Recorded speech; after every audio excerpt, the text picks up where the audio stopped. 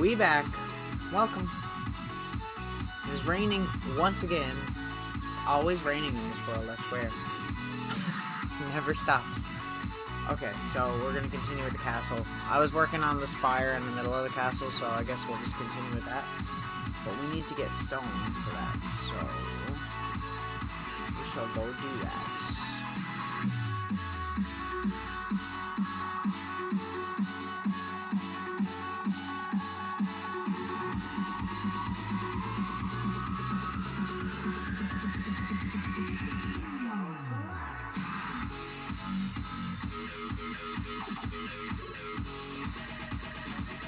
Ooh, so close.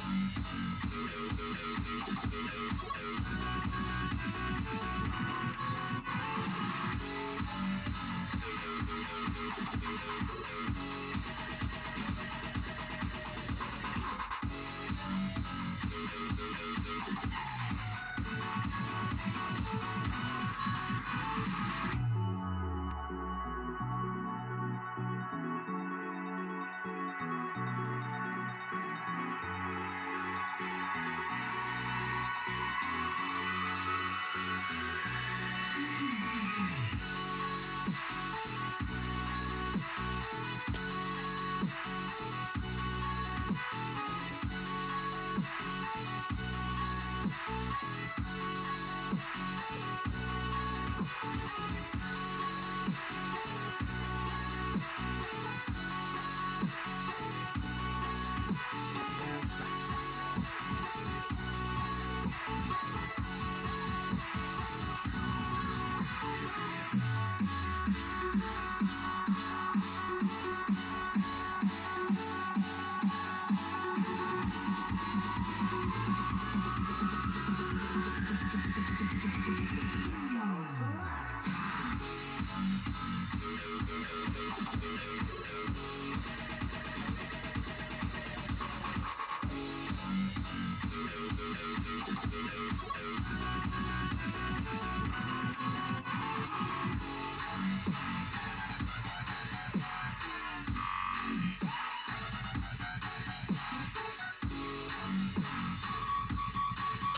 Oh, I need to get more redstone as well. And some more wood if I have it. I knew I was forgetting something. Wood. Do I have more? I do not think I do. I just have to go get some. Well, shit.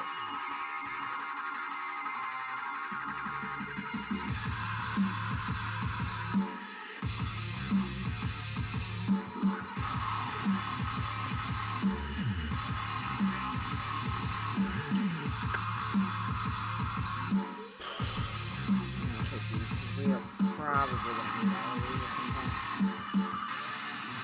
I guess that's good. For now.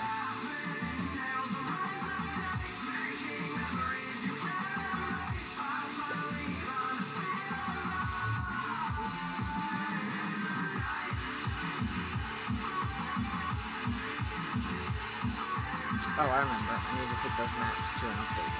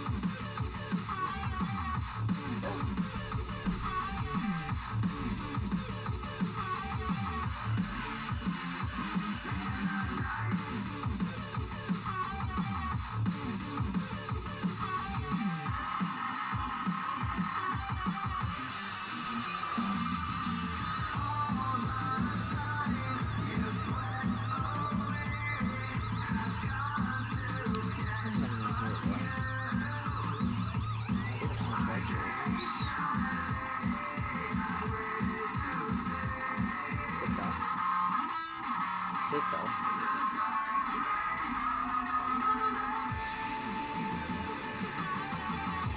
Oh, yeah. Just despawned right there, I guess. Excuse me.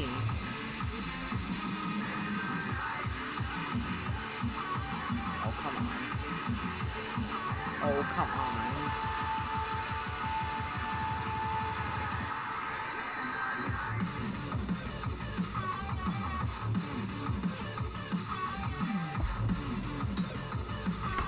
Why is my phone turning off?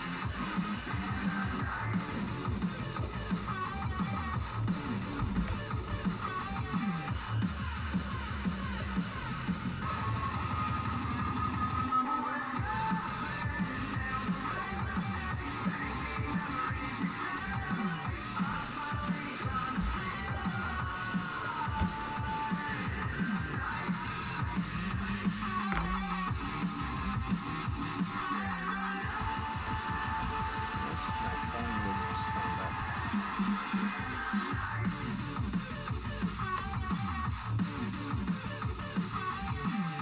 That's totally gonna fall out again.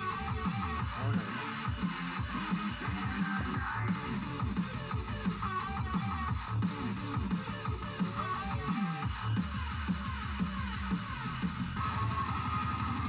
Okay. Let's go.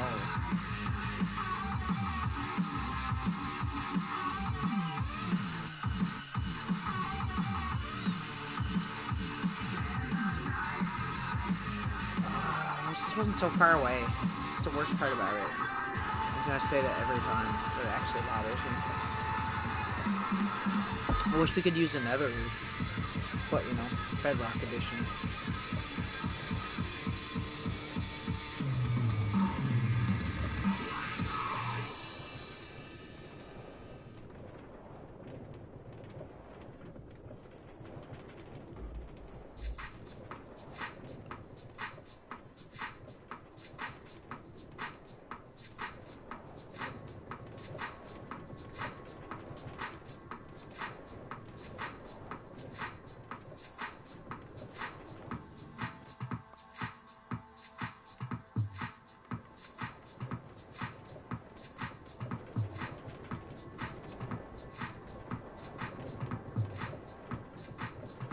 So many wither skulls. Hey. What up?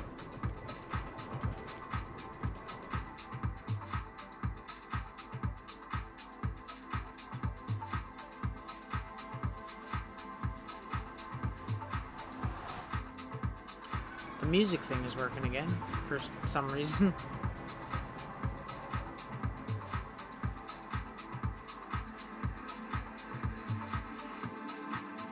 We need to go mining. Actually, you know what? First, I'm gonna...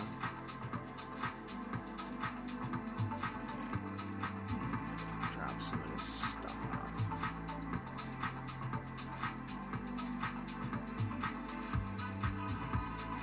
Fun.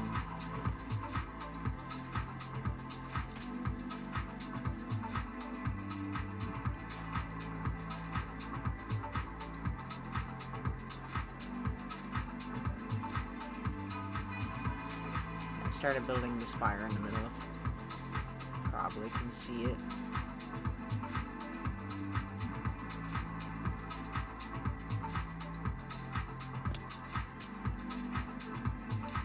It's going.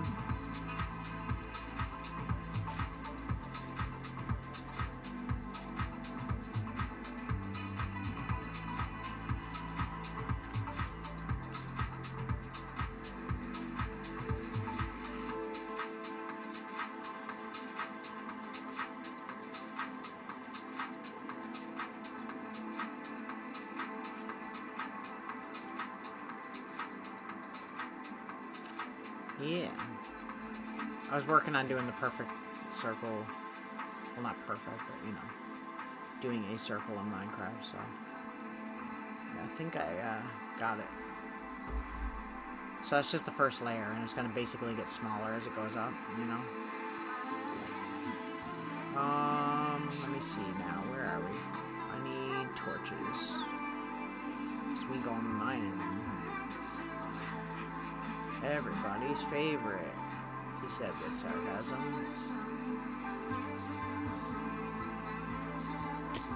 Ow. I didn't need my legs anyways.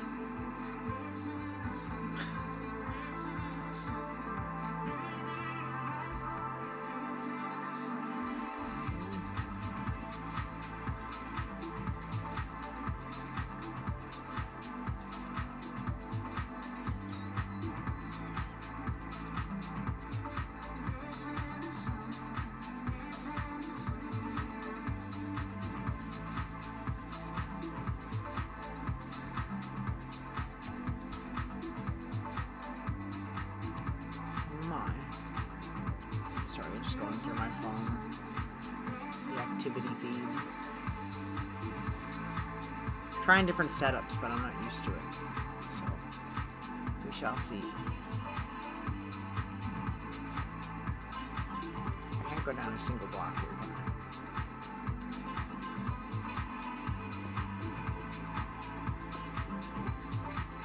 Oh, right, we got rid of the, beacon, didn't we?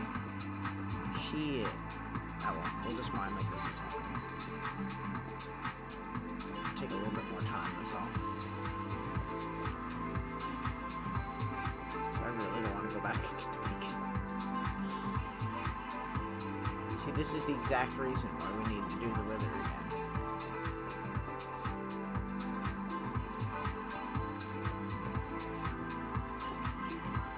You know what I'm saying?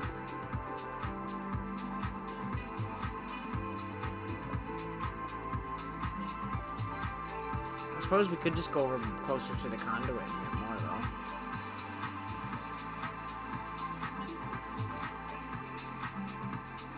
Whee! We could just mine here, you know? Be a lot faster than what we were doing.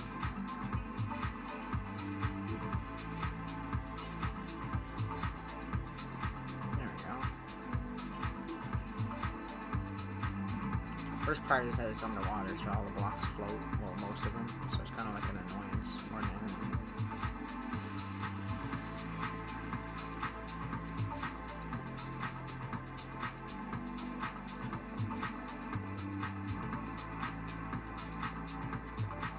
And Horizon 2 came out today. I really want to play that.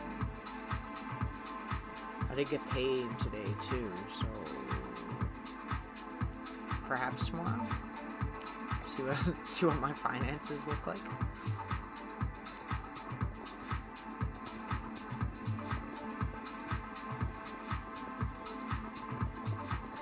Because that would definitely be a fun game to do on Wednesday.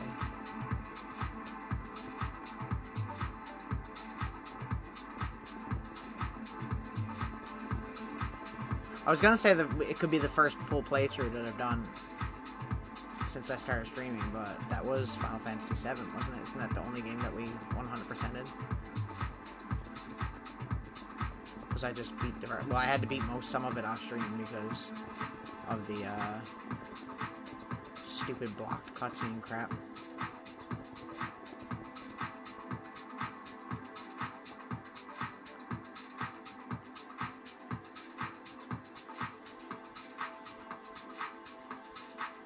I think that might be the only one. We did Resident Evil, but we never beat it.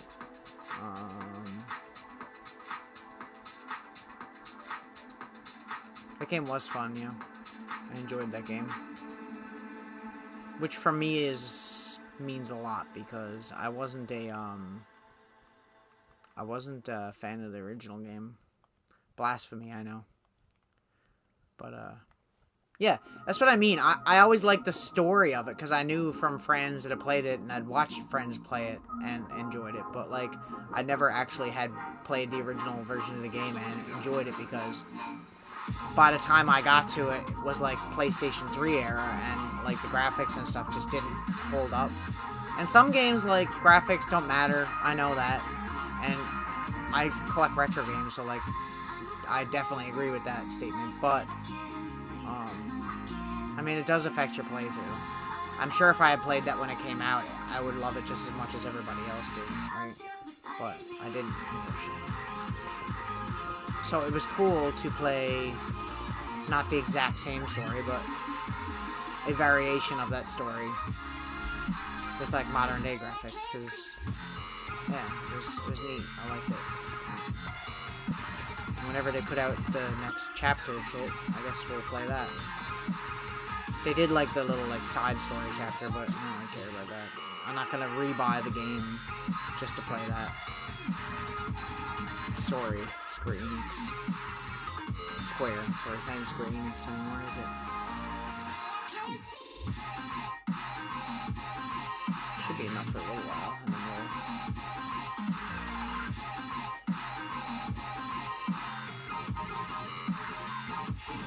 So yeah, the Spire is centered. It's not centered in the middle of the castle, but it is centered with the door, so it's centered on this axis, but not on the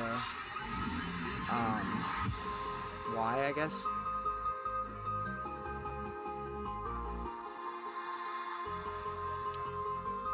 I don't mind this door either. The door is going to be different. This is just for now. But I think this is a pretty as perfect circle as I'm going to get. It's slightly off because I have like a 2-block middle, and I couldn't do a 1-block middle like I would need to do to have like a perfect circle. But I think I adjusted it so it looks decent. Like if you go straight up and look at it, like, see, it's pretty good.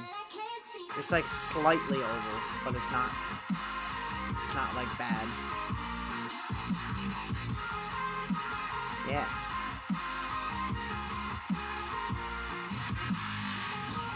So basically, we're gonna start going up like this behind it, right? That's the idea.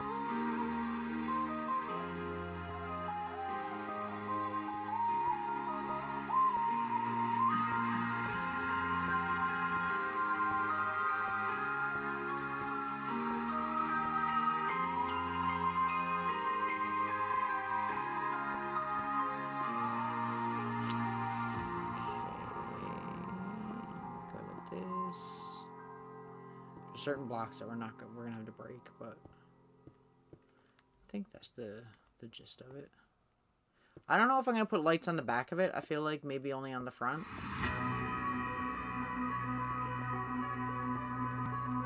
mean, I could be wrong.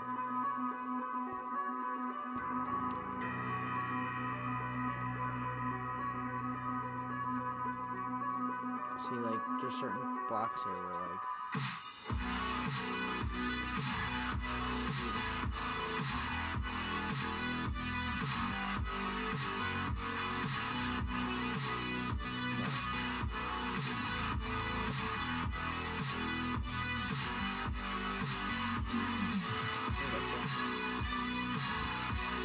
this goes up here, and basically, like, this.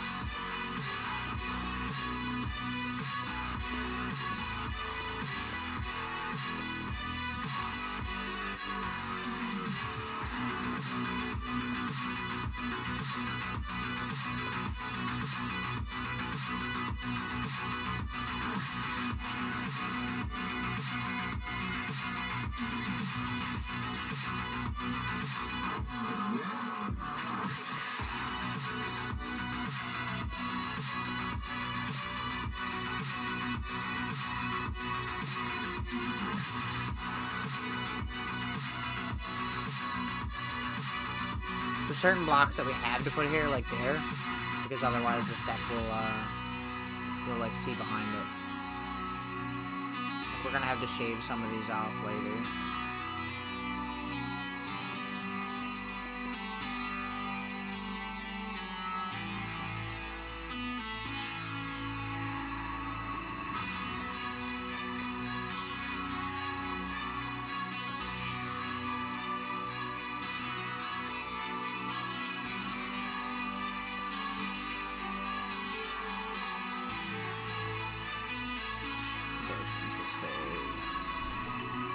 closed on the top. Okay. Let me shave off all the ones that we don't need. This is a lot of work to do. I think it's the planning part of it that's really hard, more than anything. Like getting all the blocks the way you want them. It's kind of weird. That makes sense. Like, you don't want to leave any gaps, because where there's stairs, you could leave, like, these little tiny gaps, and obviously you don't want those.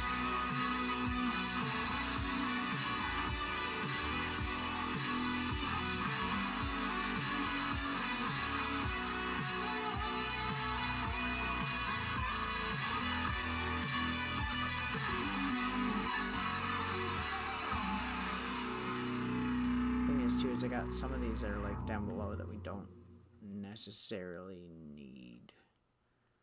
Like, I don't know. I need one there. I don't need that one. I don't need this one.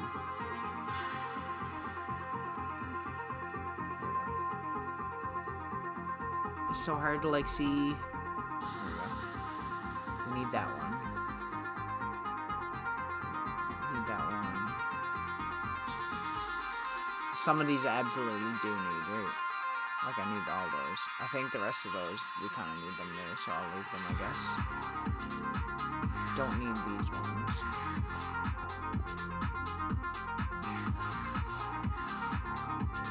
I think the rest of it is pretty good. We can fix all that later anyways, but I just want to try and get some of it now. Anyway, we'll shave off the rest of this, and we will move on.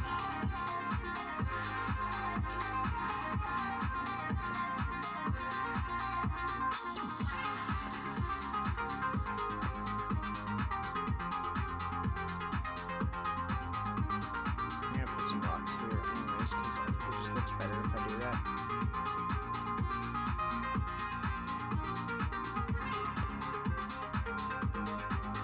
And I can get rid of more blocks.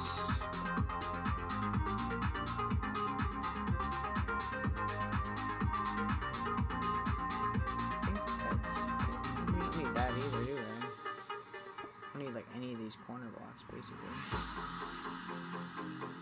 Yeah, okay, like that. That's good.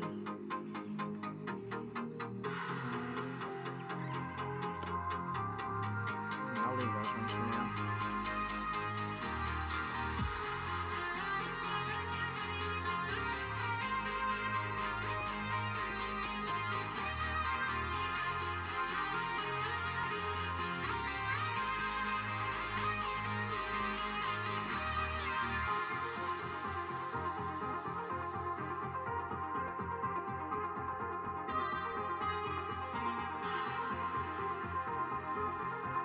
Do you need the one on the edge? We don't need that one and that one.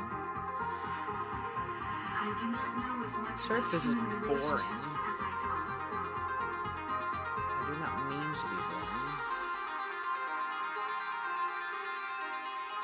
I think that's it.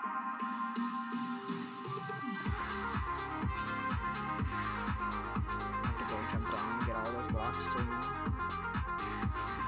Just gonna sort.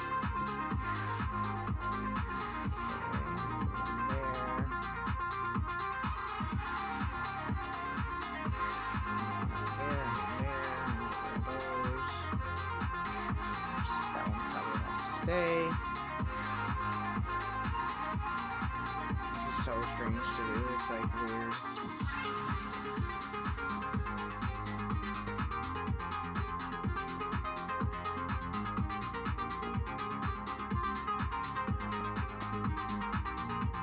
Well, I want to go to height limit with it too. Like, I don't want to end here, you know? So, it's gonna take a lot. It's definitely gonna take a lot. So that's why I don't want to waste any. If we drop any down here, we should obviously go and collect them because before they despawn. Because I mean, we could just mine more. It's not a big deal, but still, you know. you're wondering why I have those like 2 blocks on each face, is because that shows me where the corners are, or I mean where the center of each one is. See, like these aren't supposed to be like the 2. You know what I'm saying? I think it's pretty good so far, though. I don't know what I want to do for a door design. I don't want to do another like castle-sized one. I'm thinking a piston door, maybe. Maybe like a creative-looking piston door. I might have to look up a tutorial and credit somebody, because I think a piston door would be really cool. Okay, let's just build these up. 1, 2, 3. This one is going to be longer than the first layer, so probably going to need a lot more stone.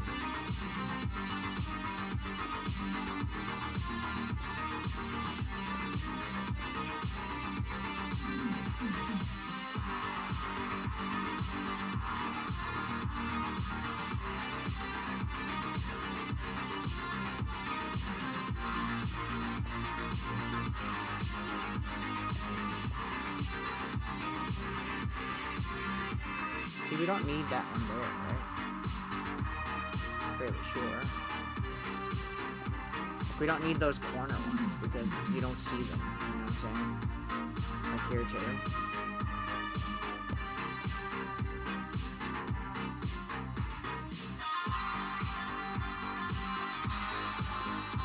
And we want to kind of make this as efficiently as possible because obviously it's going to be a lot of blocks, right?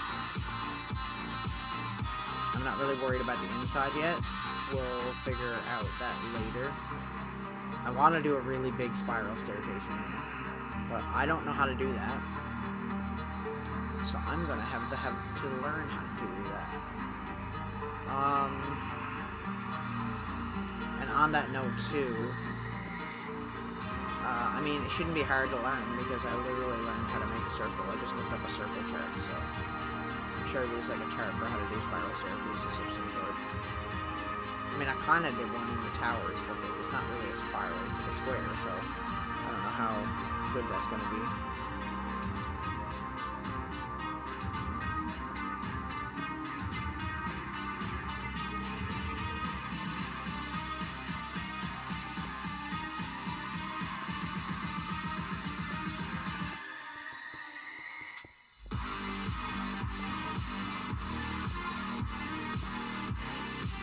I was actually pumped to like work on this the whole day while I was working. I was thinking about like how I was gonna do this and like the type of spire. Because at first I was thinking it was just gonna be a cylinder going the entire way up almost. But then I was like, what if it just like got smaller as it got higher up in the air? And then when we got to height limit, we put like a little roof on it, made out of like something else. I don't know what block I want to use yet, but we'll figure that out, I guess. There aren't supposed to be blocks on these.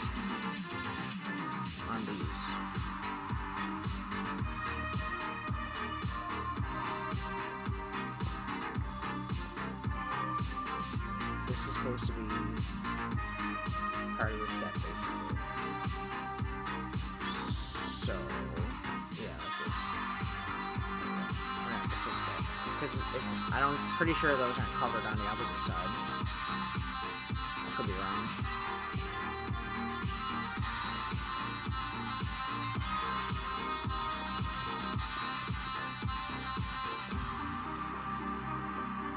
Because, like, technically, like, I don't want to cover over those steps, so I don't want to cover over the lamps either. You know what I'm saying? You know what I'm saying? Yeah, it's not covered over here either, see? Okay. So we'll continue. We shall continue. It's pretty crazy, though. Like, it's gonna be... I don't know about windows either. I'm thinking we're just gonna do the spire, and once we figure out... Once we get it built, we'll remove things from it to make it what we want, basically.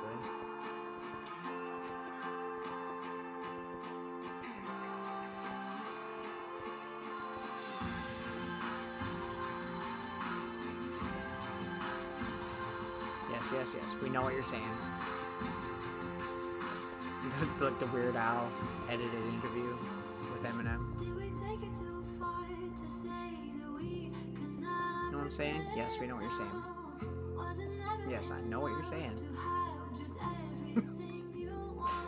Oh my god.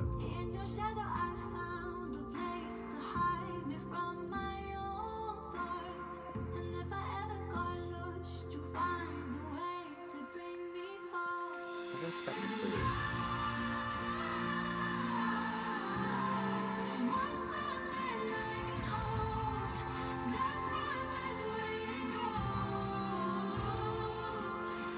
I keep seeing the steps at weird angles, and then I think that they're like not steps, and they're just flat blocks. I'm like, wait a minute.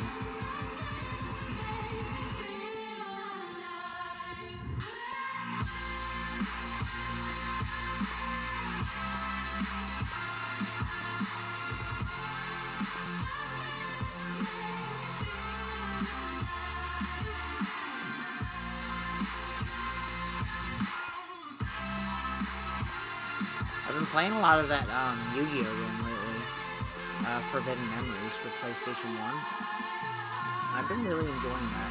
I was thinking about streaming it, but then I was like, I don't know. Because, like, I'm not really good at Yu-Gi-Oh card game. Like, I have dabbled in it, so, like, I don't want to just get on stream and, you know, suck at it. Especially since there's probably people that legitimately play those games and are, like, really good. Maybe sometime. Plus, it's not like one of those games that I'd try to beat either. That's kind of like one of those ones where it's like, I don't know. Oh, it's the card game. It's just the card game, basically, but it's a video game. That looks pretty cool. That looks lit. I like the design.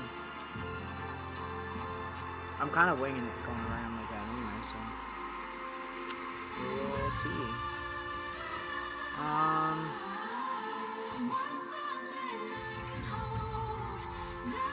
I like how this build has taken up so much time that, like, I just have so much stuff.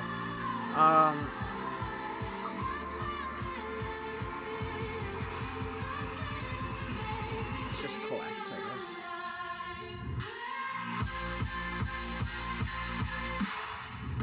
It's hard to explain if I don't have it in front of me. But it's like you have different monsters and stuff like that, and they have different attack points and different defense points. And you just basically fight, and whoever wins. And you have a certain amount of health points. Like, once you have no monsters defending you, and then the other opponent attacks you, you take damage to your actual player damage. And the games are very deceptive, because when I first started playing it, I was like, oh, this isn't so bad, it's actually pretty easy. And then, like, 3 battles in, and I got my ass handed to me, and I was like, oh, I see. Like, I got friggin' owned.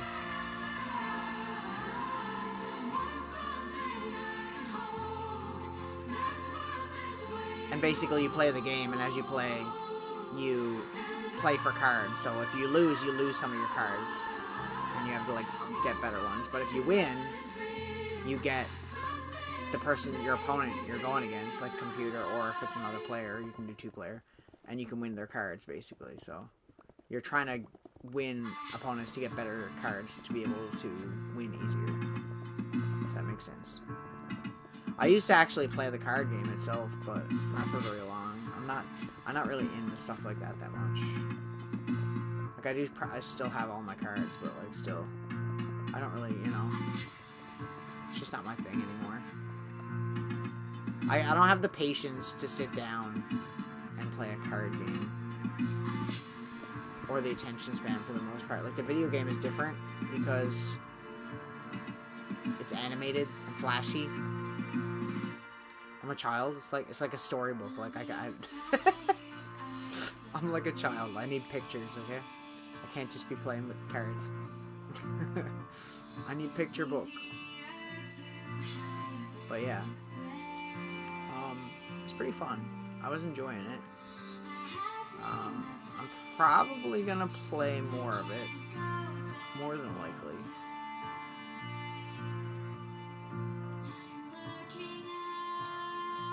Because it is fun. Oh, I do want that iron, though, so we should probably get that. Yoink!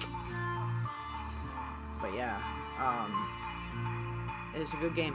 There's a PS2 one I seen into a local store here that I was thinking about buying, but I'm not sure if I want to, because I think it's $30, and that's... I'd rather buy Horizon than that. But I feel like I'd like the PlayStation 2 version of it better, because it's more in-depth. The story is probably interesting, too. It's funny, you know, because, I was really into Yu-Gi-Oh! Cards and stuff back in the day, and I played, I probably told the story on stream before. I played the Game Boy game at a friend's house, and I was like, man, this is... Which is the same kind of game, it's a card game, you know. And I played it, and I was like, man, I am so excited to, like, go home and play this. And, I had bought it when I was on a school trip in Quebec. Quebec? Yeah, Quebec. Quebec City. And I went to a game store there because we didn't have many game stores here when I was a kid. There were some local ones, but there wasn't, like, a GameStop or any of those types of stores. So when I got to Quebec, I was excited. I had money that I had taken with me on this trip to buy, you know, some stuff while I was up there. That my mother had given me. And I, was really excited. And I had planned to buy that game because I had seen my friend play it. And I was like, well, when I go there, I'm specifically going to look for that game. And maybe I'll find another one that I like. We'll talk about the other game I got, too. And I got on the train. I don't remember where we were going. I think we were going to, like, some field trip spot to where they were going to, like, give us a tour of, like, some kind of maple tree farm or something like that. How they make maple syrup. I don't remember it exactly. I was, like, only 10 or 11 or something. And, yeah. I had my game, and it was brand new in the box and everything. And when I got off of the train, somebody had stolen it. I still, to this day, don't know who stole it. I don't know if it was one of the kids, or if it was someone else on the train, or if it was kids on the train that weren't with the school, or could have been anybody, obviously. So I didn't really, I didn't know.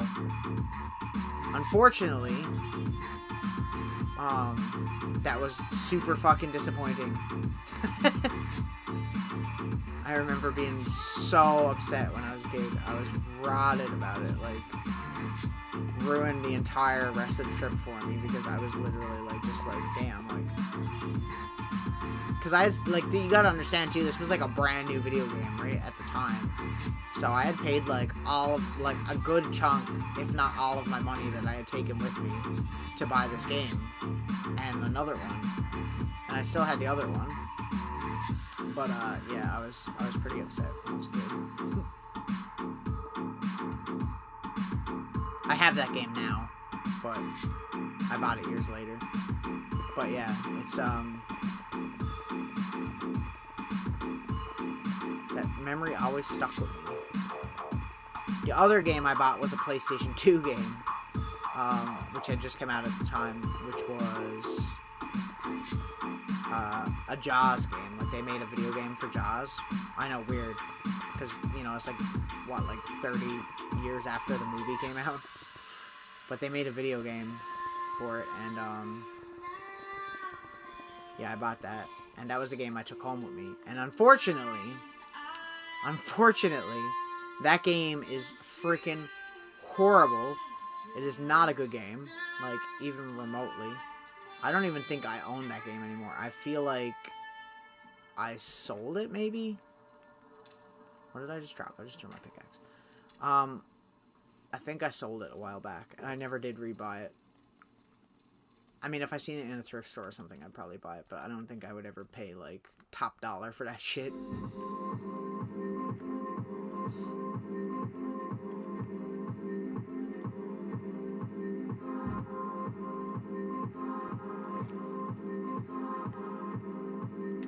I have so many stories like that, too, where, like, I've done stuff and, like, other kids had just, like, ruined. Like, kids can suck, like, when you're a kid. Like, they can be so mean.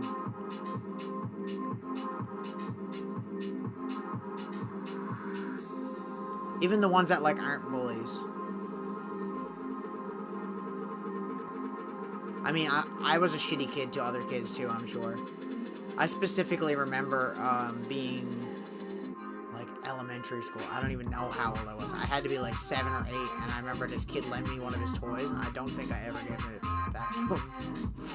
I don't have it anymore, obviously, but, I don't think I ever did give that kid's toy back. I don't think anyone complained about it either. So I guess he didn't care very much.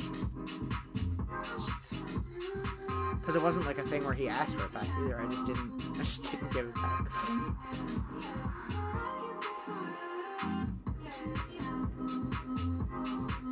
You know what I was thinking about? Kinda on topic, kinda off topic. What I was thinking about the other day was, you remember when, like, rental movie stores closed? Like, not just Blockbuster, but, like, other ones, you know? I'm sure there was local ones and other franchises in the United States. I know there was in Canada. But I was thinking, how many people, when those stores closed down, had movies rented that they just never brought back? It must have been a lot, right? Like, it had to be a lot. Like, there must have been people going in when those places were closing, because they were still renting movies, and were just renting movies for, like, whatever it was, like $5 for, like, 3 nights, and just never bringing it back because they were going out of business, and they knew that they wouldn't have to pay for it. Did people do that? I didn't do it, because I was young when a lot of that stuff closed, and I didn't really, obviously, think of stuff like that. But I'm thinking, a lot of people must have done that, right? That must have been, a thing.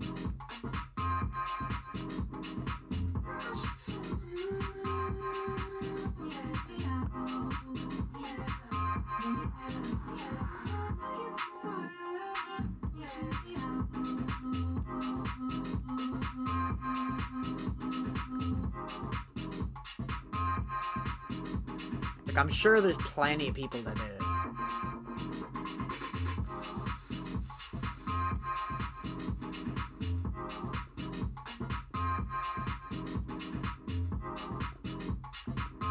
Well, yeah, I know that, because I remember specifically doing that. I bought a lot of games and stuff like that. But I mean, would most people do that though? Because I feel like there's, like, a lot of people could be pretty, like, not honest about things, and I feel like that's a thing that a lot of people would probably do. Would be go in right before they're, like, closing, like, their closing month or week or whatever, rent out the movies, right, that they want, and then just not ever bring them back because they were going to close down. So if they rented them for $5, it would be cheaper than buying them when they were being sold off. Because if I remember correctly, they weren't all being sold off super cheap, you know what I mean? Like, Blu-rays and stuff weren't. So I imagine that people were just scamming the businesses like that, especially with Blockbuster, because remember, they didn't have any late fees for a long while. So, like, there was literally no repercussions, right? That must have killed that business too, come to think of it, because that was probably pretty devastating. That was probably the worst business move you probably could have done as a movie rental store, was to have 0 late fees, because then there was no repercussions for not bringing it back. See, I don't remember the details of paying for movies and renting them, because I wasn't old enough. I was only, like, just becoming a teenager when they were going out of business. So, like, I wasn't old enough to know, like, renting and stuff. Like, I had a rental card, but, like, I didn't use it because I think it was closing. They were closing down pretty much right as I had gotten a rental card, because I still have my Blockbuster card somehow.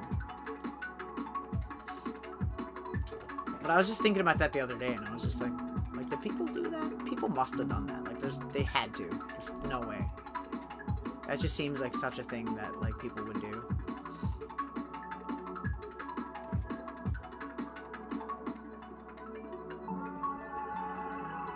Not that it matters anymore, because none of those businesses exist. Because what, like, Blockbuster still has that one store, right? In Ohio? Is it Ohio? I don't know. They still have one store. Pretty sure it still exists. I remember they made a documentary about it a few years ago.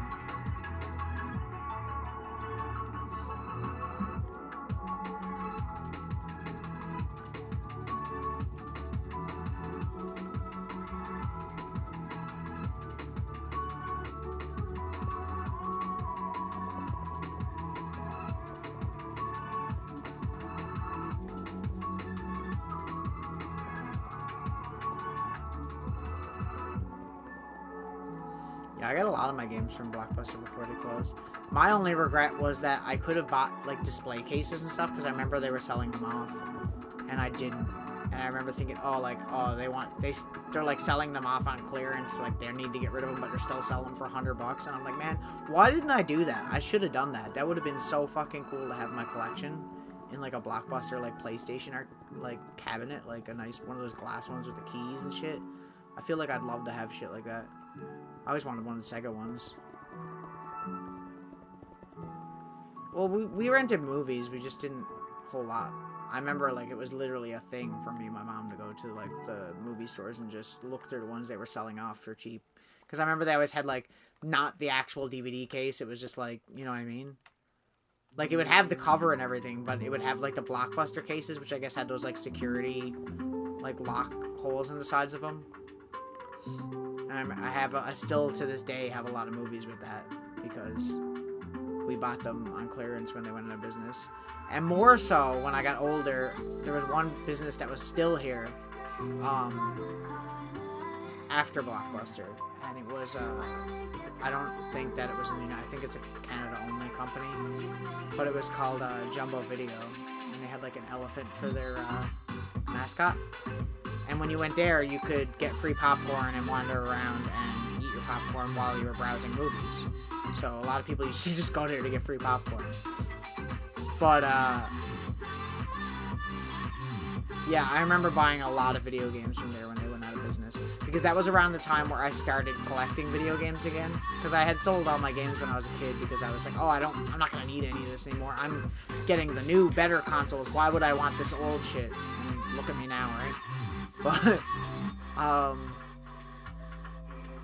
yeah, but that, I bought a lot of games from that one business, because they were right next to where I was working at the time. It was literally, like, in the same parking lot. It was literally, like, just a small, short road, and you just walk across the street, and it was right there. And I bought a lot of games from there. I feel like I may have bought a game console from there too, but I don't remember what one. Oh look, there's an amethyst crystal there. We just stumbled upon this amethyst crystal. Interesting. But yeah. I kind of miss rental stores, but I kind of don't, because they're kind of...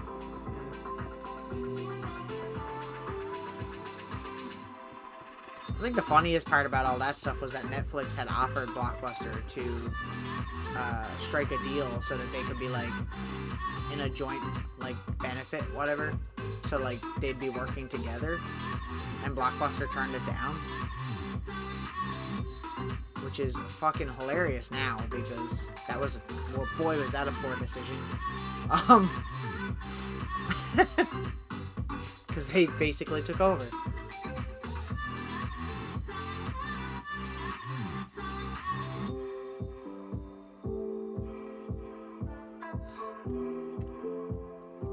Yeah, it's funny though.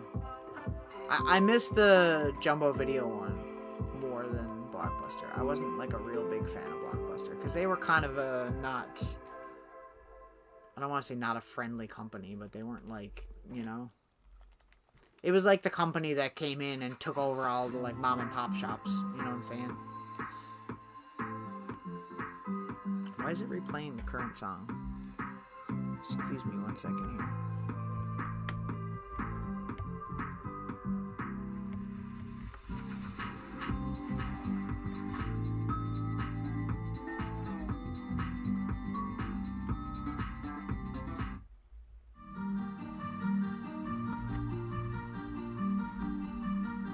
But yeah, I know, it was weird.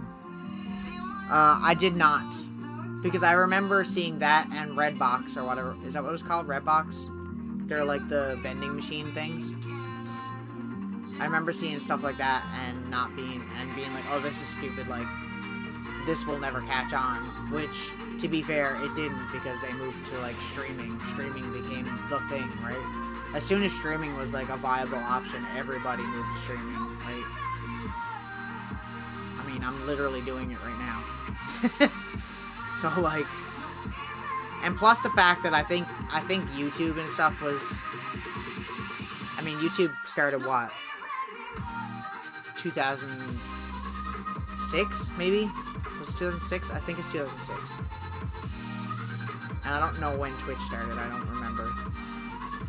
I remember not being into Twitch for a really long time. Oddly enough, because now I'm here. But, yeah. So I think once those things started to take off and people started to realize that, like, the main form of, like, content viewing was going to be internet and not TV anymore and movies, you know what I mean? Like, that people didn't really,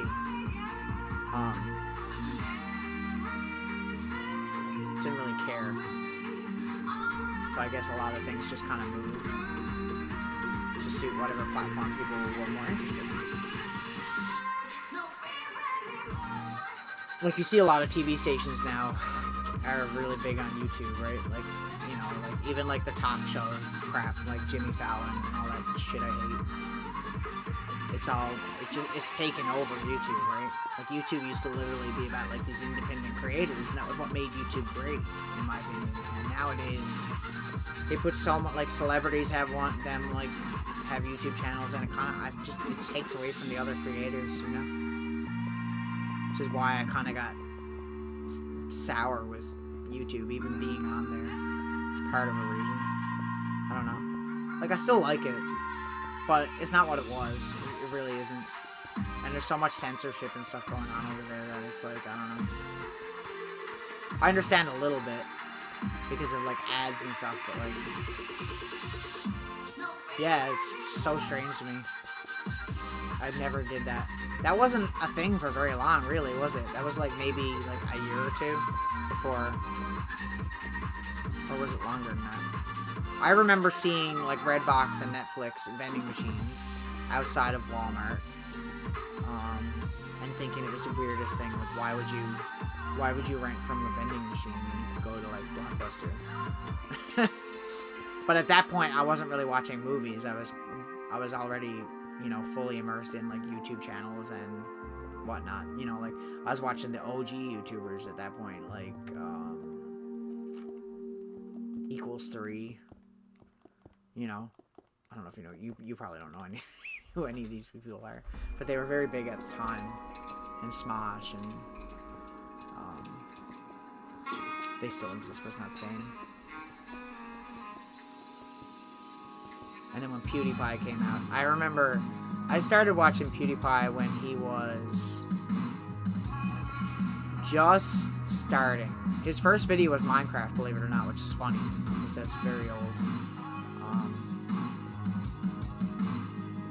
And I had been watching his channel and stuff a lot, too.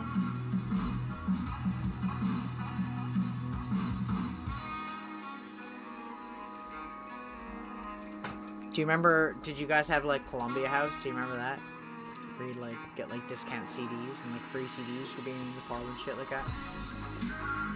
Now I'm sounding really old. You had to, like, fill out, like, this huge form, and you'd, like, send it in the mail, and you'd get a bunch of CDs, like, a couple months later. Or promotions. You get, like, these, like, promotional things. I still have a promotional radio that came from Columbia House. It's actually a jewel case, but it's an AM/FM radio. But it's in, like, a CD case. And I think it has, like, country music television or something on it.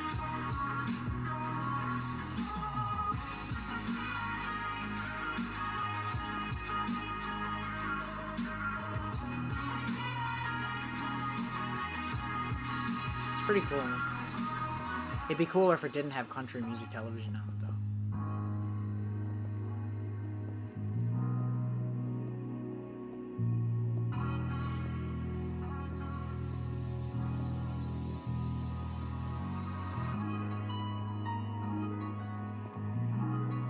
colored in the walls yet? Almost. Another few layers, maybe.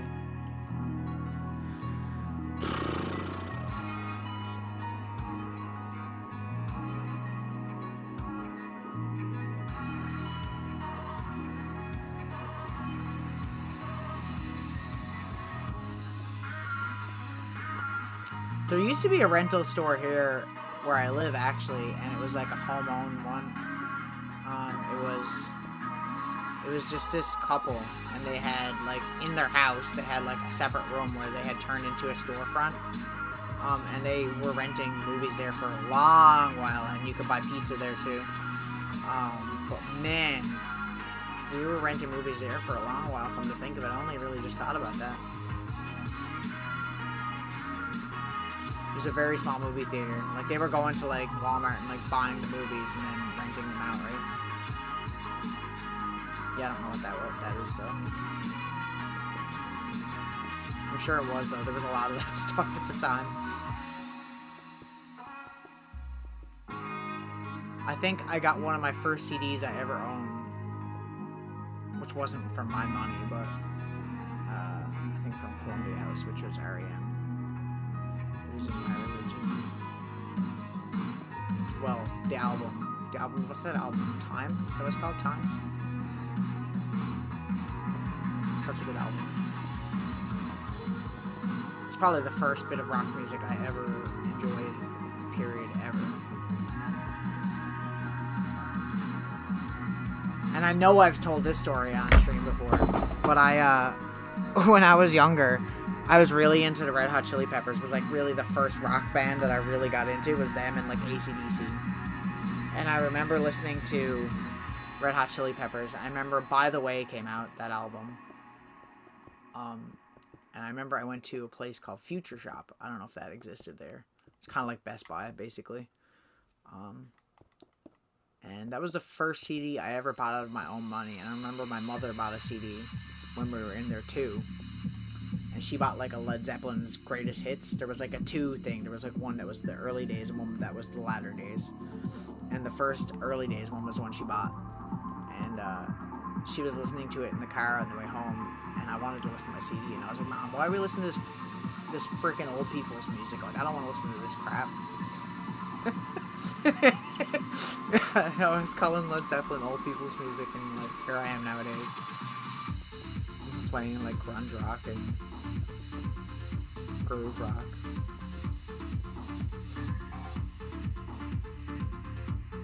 Like that CD is literally in my CD collection now, the one that she bought, because I remember eventually I had been listening. She would listen to it like all the time, and I was listening to it like, this isn't that bad. Like, this is pretty good.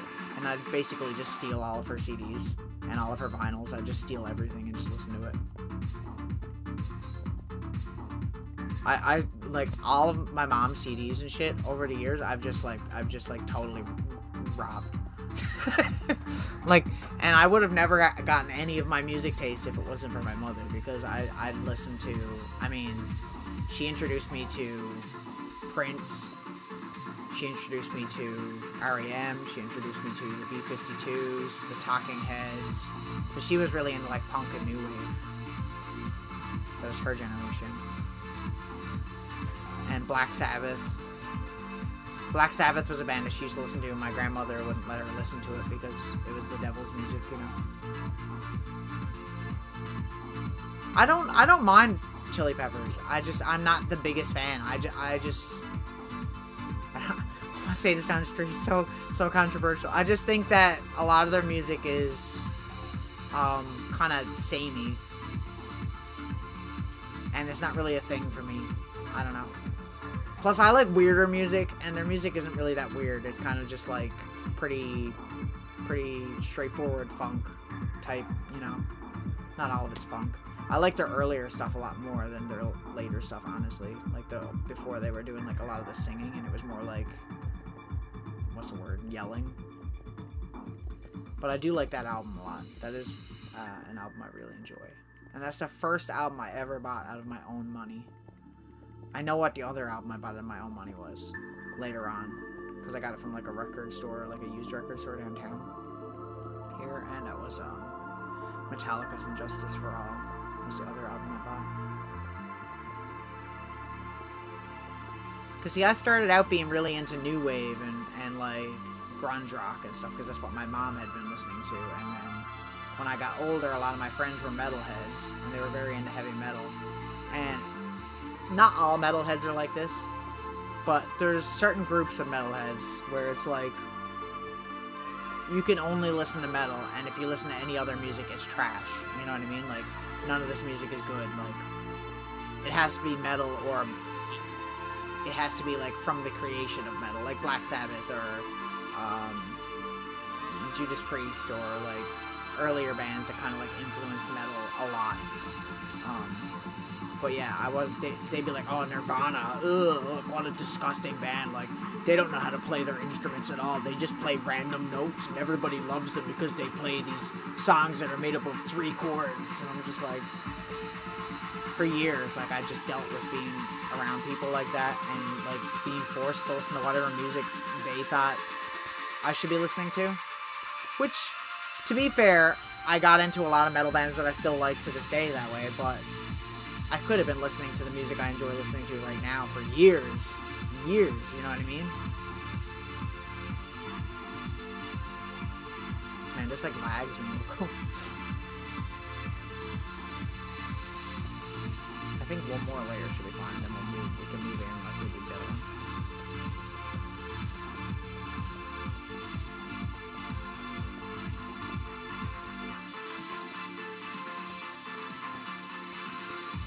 It's a funny thing about music, stuff like that. Like, some people almost like just, they listen to one kind of music and they don't want to listen to anything else. They don't even want to open their mind to anything else. Like, I distinctly, later on, years later, I wasn't friends with one of the people that I'm talking about. And I remember being in the car and I started hanging out with them again for a little bit, which didn't last very long. And I remember being in the car and he was with his girlfriend. And they were in the back seat, and I was in the front seat, and my girlfriend was in the front seat. And, I remember I was listening to Nirvana. I don't know what it was. I feel like it was In Utero, or something on, it might have been, like, Milk It, or one of the more acquired taste songs.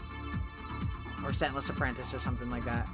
And I remember I was listening to that in the car, and I distinctly remember him being in the backseat and going, or his girlfriend going, I'm like, what is this? Like, she was like legitimately asking me what the music was, right? And before I could even answer, he was just like, this is what some people call music. And I was just like, why you gotta be like that? Why do people gotta be like that? Open your mind. Listen to some different kinds of music. I like all kinds of music. I even like some country music. I'm not fully opposed to any country music. It's just I don't like newer country music where everything kind of sounds the same. It's like this rock type of deal, you know? There is still some okay stuff, you know? But yeah, I don't know. It's like, the only thing I really can't get behind is like pop music, like super pop new music where it's like just boring. I don't know.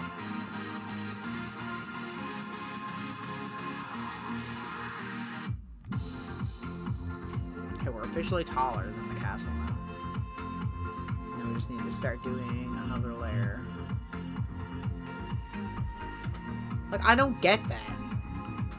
It bothers me that I was like that for so long, where I was distinctly being like, I don't like that music, when, like, deep down I knew I liked that music because I had listened to it before this crap, and a lot of it was just high school stuff, because in high school you're trying to fit in with people, right? And my way of obviously fitting in was just liking whatever music everybody else was liking, which unfortunately is not the best thing to do.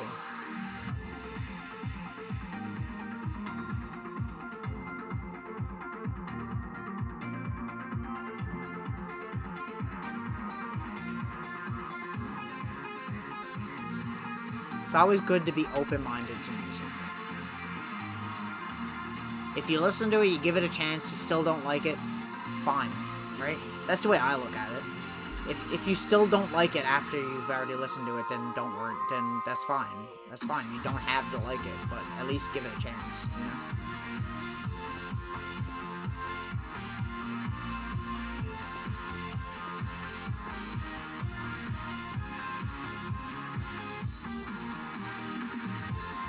I'm trying to make room because we're gonna have to put those lights there.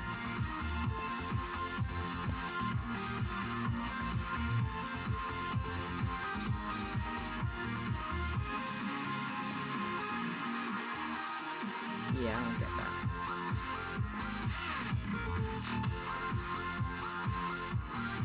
I don't remember where I was doing that. I feel like it was here. I was doing this.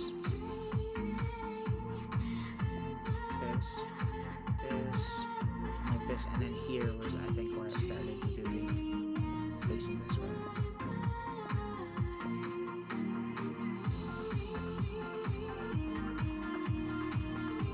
Well, obviously, everybody goes through music phases, but like I just mean like I was liking listening to that kind of music, and I'd sometimes listen to it away from my friends, but I wouldn't listen to it around them because I knew that I'd get super judged for it. But yeah, I mean, I used to listen to all kinds of like freaking. When I was younger, all my friends were girls, so like I'd be listening to like Backstreet Boys and like NSYNC and Spice Girls and whatever popular boy band, girl band crap was out at the time. Like I was listening to it because that was literally what everybody else was listening to.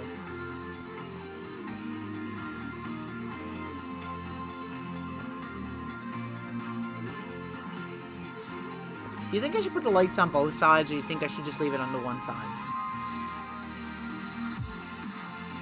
I think just the one side, because it's kind of showing where the entrance is. Because on the very top, we're going to put, like, an actual full-on, like, lighthouse. Not really a lighthouse, but, like, lighthouse-esque thing.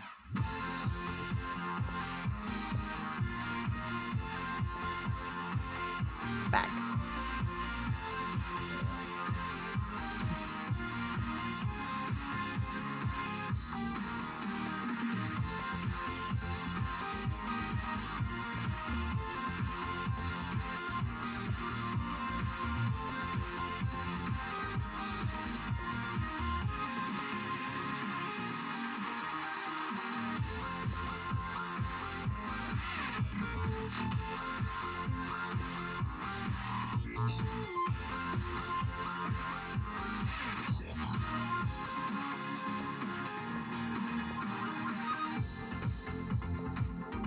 Should probably go get those lanterns right now, because I don't want to continue this and then forget about it.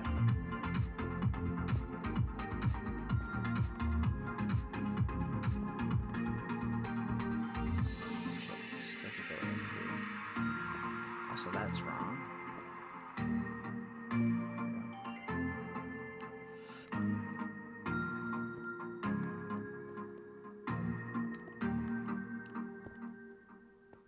I think that's a really high school thing too, I guess, really, when you think about it. To, like, let your friends influence you on, like, what you want to do and stuff. I mean, a lot of those people I'm not even really friends with anymore, to tell the truth.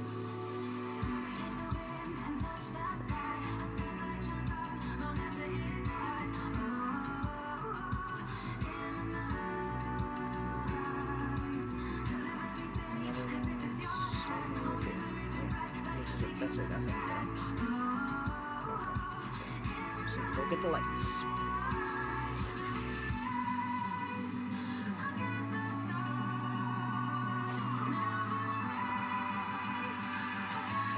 That being said, other people in my life too influence me in how I listen to certain whatever genres of music I listen to now. It wasn't just that. I was kind of, but see, I used to get bullied a lot. So my plan that I had devised at the time was, if I'm getting bullied all the time by one certain group of people, which was more like, I don't want to say like jocks, because we didn't really have jocks, but like, kind of like that, I guess, you know. And so my plan was, what's the opposite of jocks? Like, what would I be friends with? And that was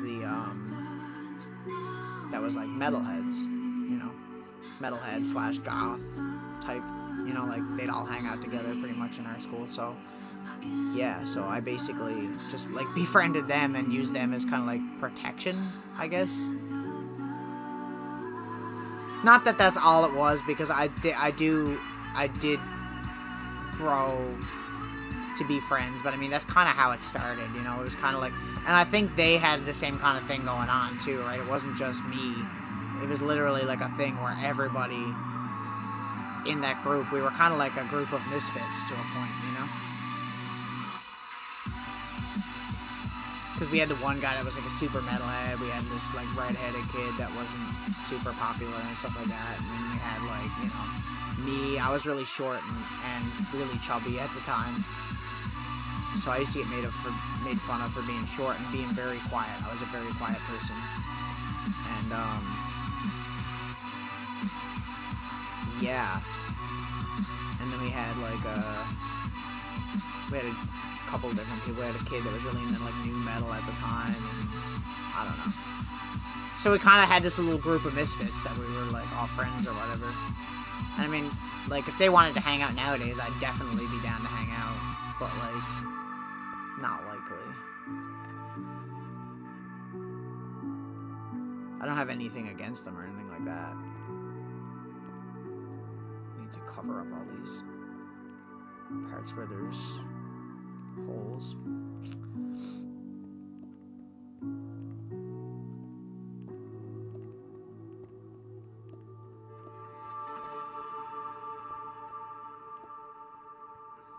Okay.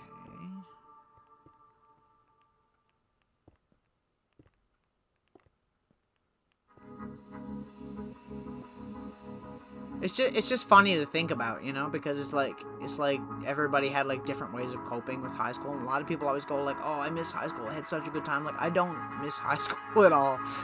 Fuck high school. High school sucked. It was such a rough time for me.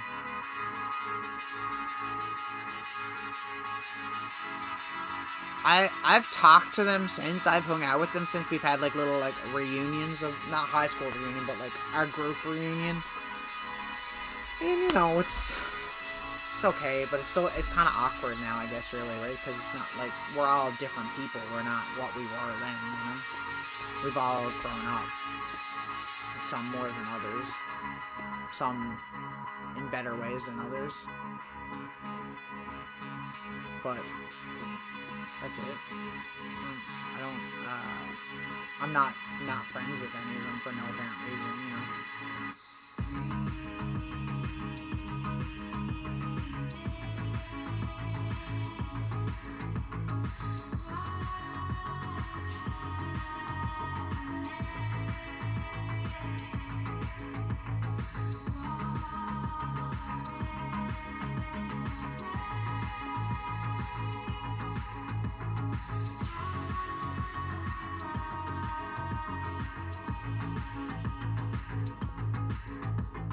I think at a certain point in my life, I kind of learned to, um,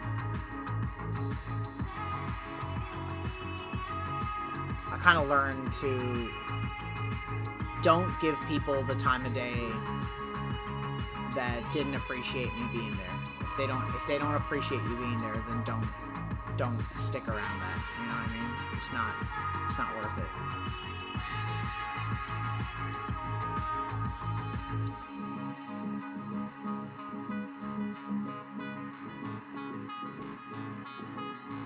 Well, it all depends on everyone's situation too. Obviously, you know, your home life could change entirely how you act.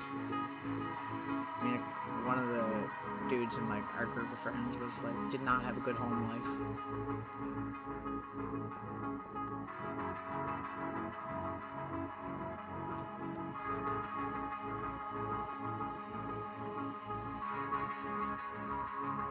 Unfortunately, that's how those things go.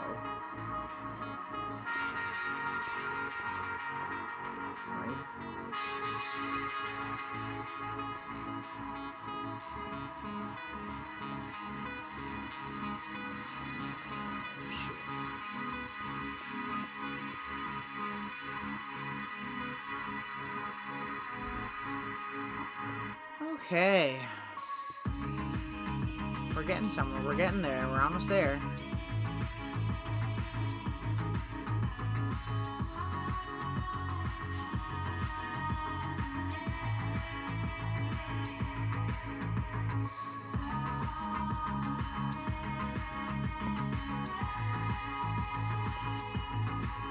There we go. I think we can start building up now here. Whew. Getting there. Slowly but surely, we're getting there. I mean, we're at 104 right now. Sky limit is like 315? So we'll probably go to like, I'm thinking 280. And then the rest of the blocks up will be the light tower, and then obviously there's gonna be like a post on the top or whatever.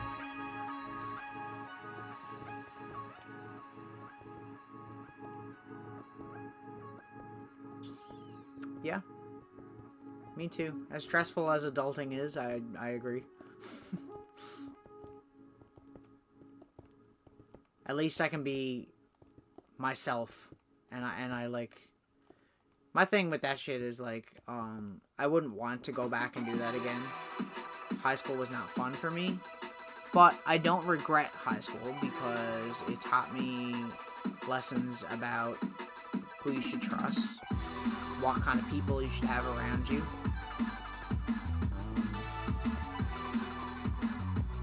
And just as cheesy as it sounds, like it sounds really cheesy, but like be yourself, you know? Because I think when you're not being yourself, it definitely is depressing.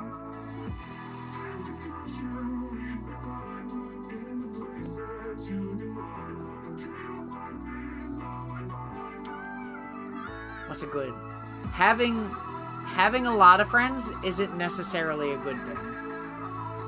It's better to have, say, like 5 really good friends that you can trust than to have, you know, like 30 friends that you can't count on anytime when you need them. How many was in my class? I think it was probably about 20 people per class. You mean in like the graduating class, like everybody?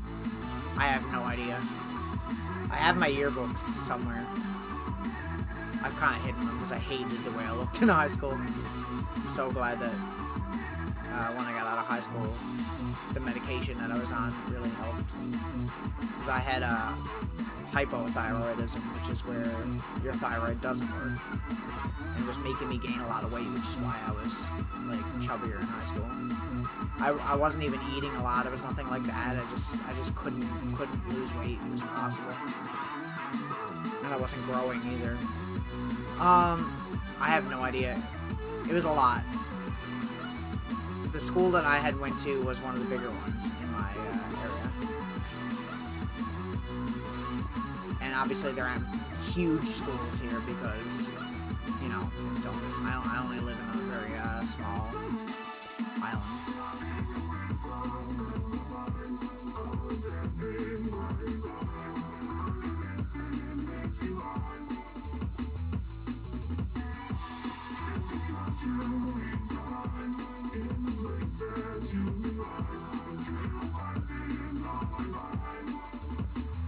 And we're making a lot of progress in here.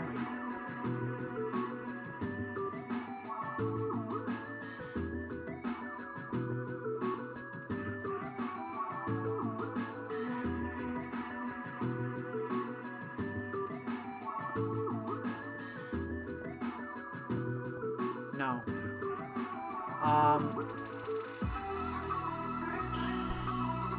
Pretty much from the start of school up until my second year of junior high school, I was in the same spot. Well, we moved, but like I didn't have to change schools. Um,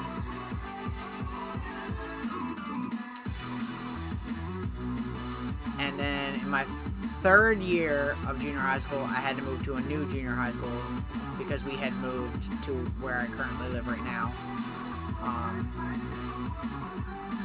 which is a quite far away from town. So I'd gone to a different school, and then I went to a different high school altogether than a lot of my friends. I kind of got split off from a lot of my friends when I went to high school, I think, which is probably why I ended up like doing what I was doing, basically.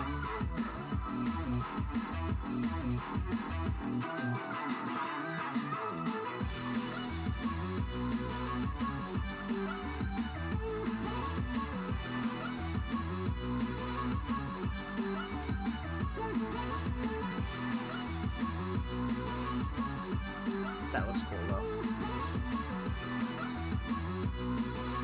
Let's go get some more stone.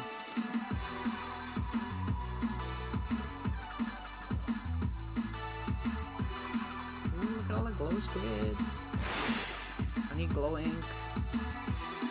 As much as I can get. I love them, but they have to die.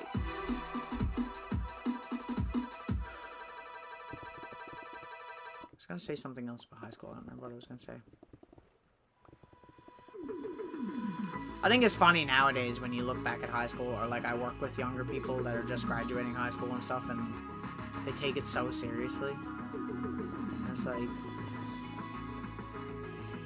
like high school, you do not need to, like, obviously do your work, do all that stuff, you know what I mean, but like don't take the social aspect of high school seriously, like, at all.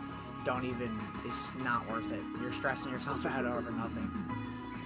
Stress out over your schoolwork, and that's it.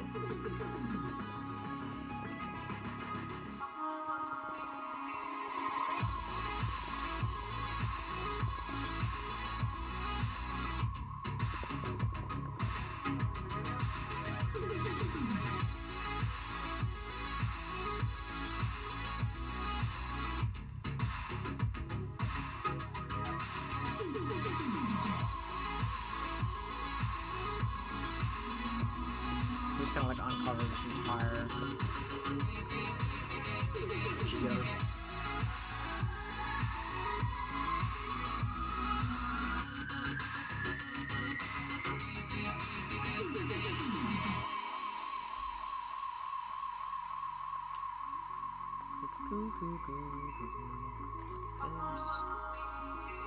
This.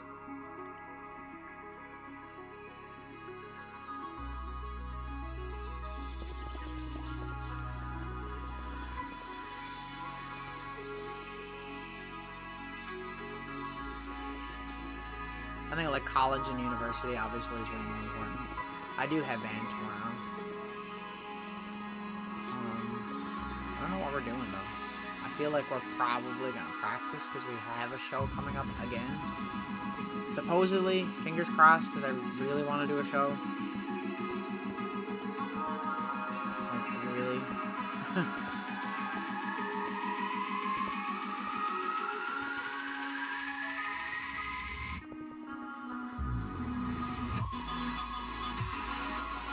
So maybe work on some music and also practice for the show.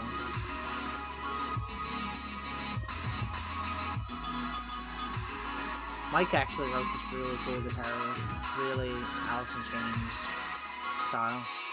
I like it. It's like, it's catchy, but it's like really dirty and gross at the same time.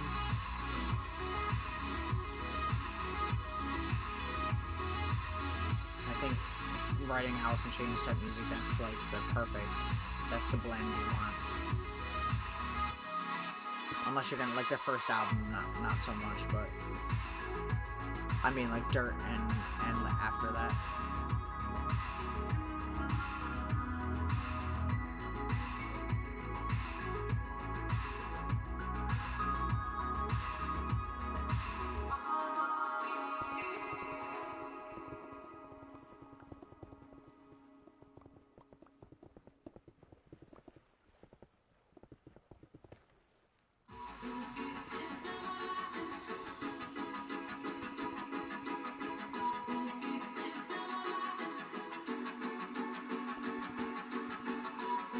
Whose birthday?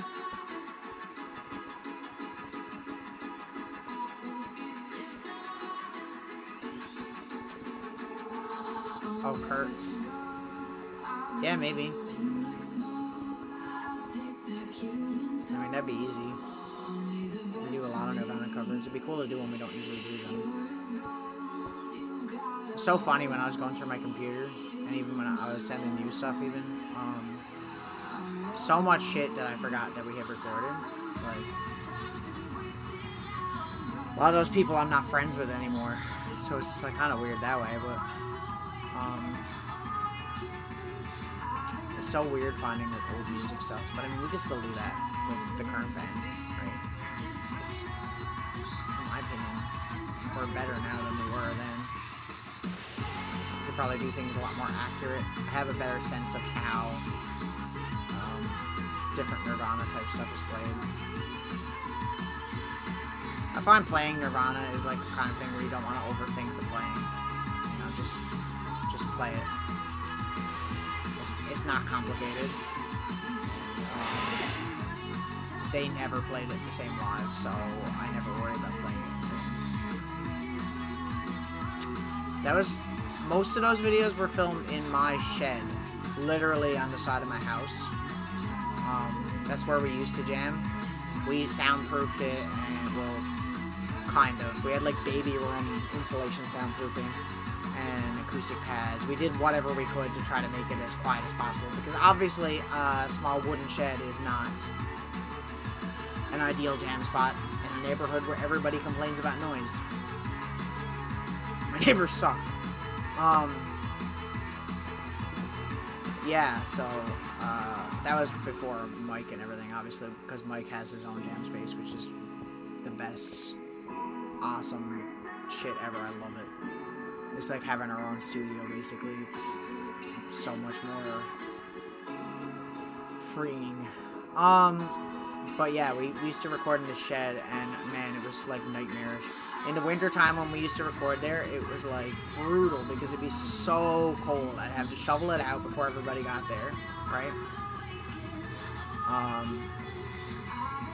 I used to have to run the power because it wasn't like, there was no power in the shed. I had to like run, we had plugs hooked up, but there was no direct power, so I basically had to run it from the outside plugs of the house to the shed. And in Christmas time, that sucked because we'd trip the breakers all the time because the Christmas lights were obviously plugged in too to the same thing. So yeah, it was kind of a situation there like that.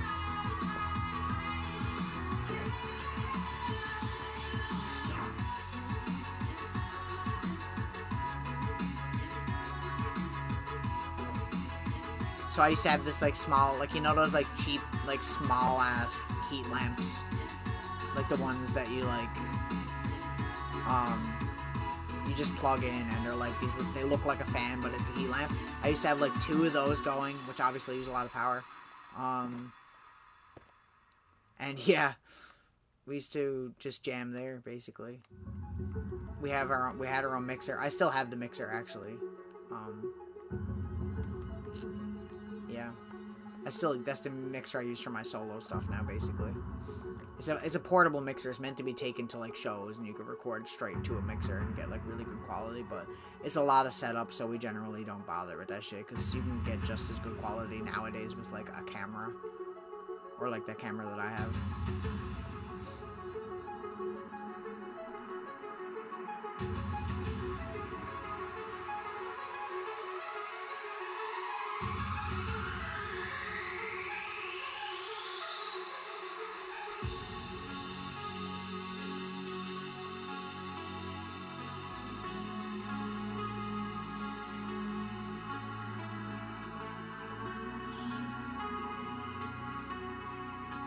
Yeah.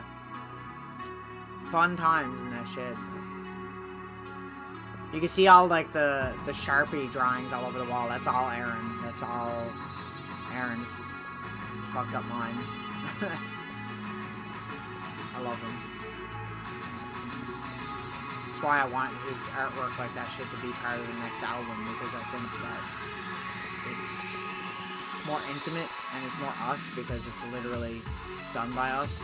Like, the current stuff is drawn and done, and then I edit it basically, so, but I don't draw it. But I'd like to do something where it's literally the band doing the cover for once, because I feel like that, instead of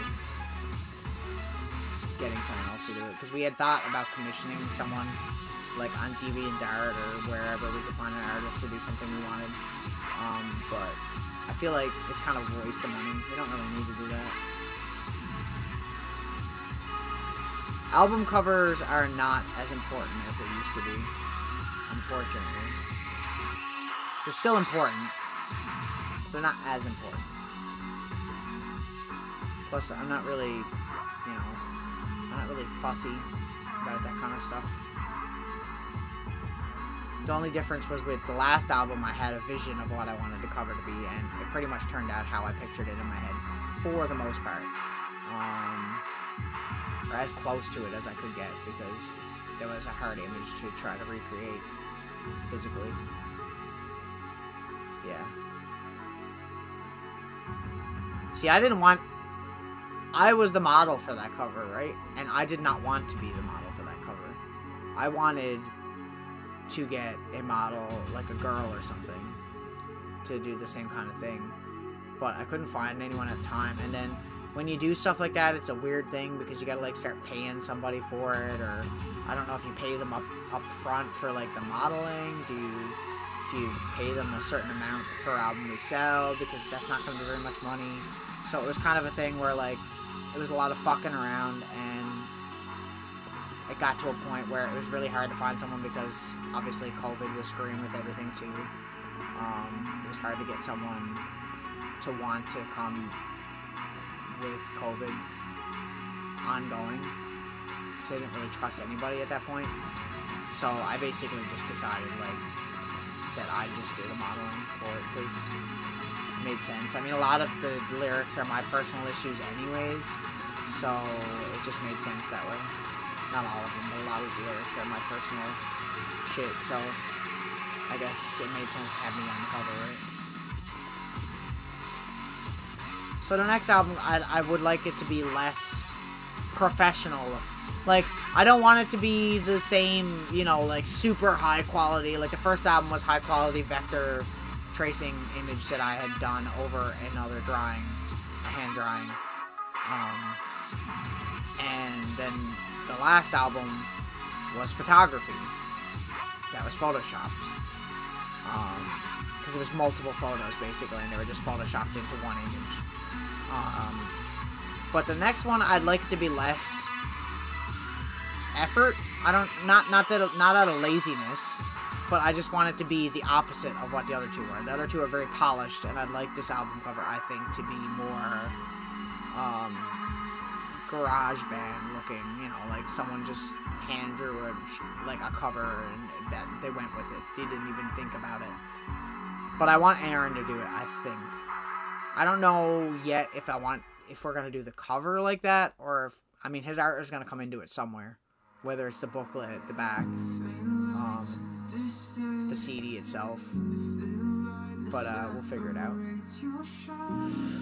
Yeah, I just think it'd be something to work on, you know. It'll be different too, and like less. I don't know. I feel like we put all the effort into those album covers, and nobody really talks about the album cover. Like, I did like 10 or 12 interviews about that album, and not one single interview question was about anything besides the music. And the music obviously is a big part of everything that we do, but I think that the art is also another part, because I find album art is one of my favorite things about music. That's why I like vinyl, because I like seeing the album art really big. You know, that's why I have a lot of my favorite albums on that. I won't even necessarily listen to them, I just like the way they look. Yeah. Let's break into this and see what's here, shall we? Cute. But yeah, so that's the thing.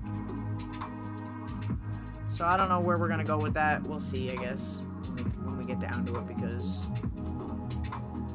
the album obviously is a lot more experimental than our usual thing. I mean, the last album we dabbled in a little bit of experimental sound that we haven't done before. Something we went outside the box. It's like the last time we just kind of we took a little step outside of the box, and this time we're gonna go outside the box on the first part, and then the second part we're gonna travel to a new country. I think it'll be really interesting. I was afraid of people not liking it at first, but now I'm kind of impartial now. I really don't care. I'm just like, you know what? It's not important if they like it. What's important is if I like it, if we like it, if we're happy with what we done. That's what matters.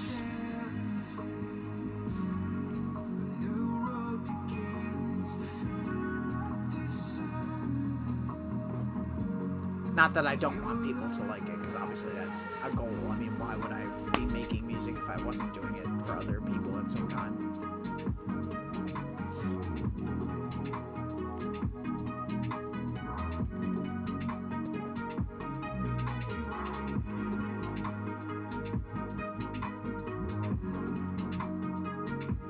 Right.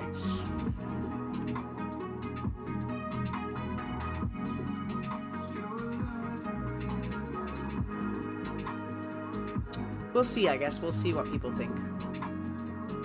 Because like I said before on stream, I found it weird last time when people didn't, when a lot of the reviews were like, oh, this album's good, but it's not as good as the first one. And I'm like, we put so much effort into this one, though. The first one we put, effort into it, obviously, but, it was our first album. We were just trying to do an album. We weren't thinking about the album conceptually, really. In the second album, we were really thinking about how we wanted the album to be, and then everyone was like, oh, it's not as good. And I was like, I see. Good to know.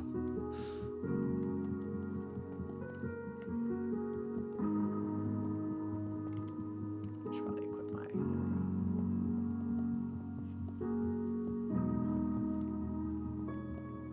Right.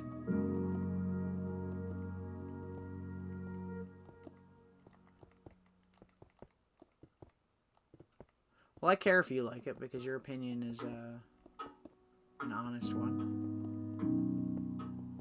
Last thing I need is people literally telling me every song that I write is amazing, because it's not true. There are songs that I wrote that I don't like, and I know certain people that listen to my music don't like.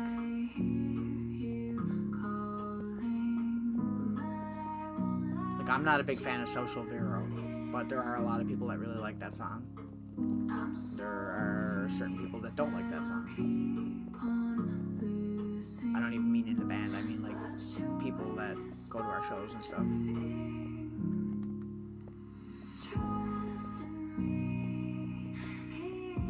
That's a song that probably won't make it into a set list every single time eventually, because that's going to be one that's going to get cut out.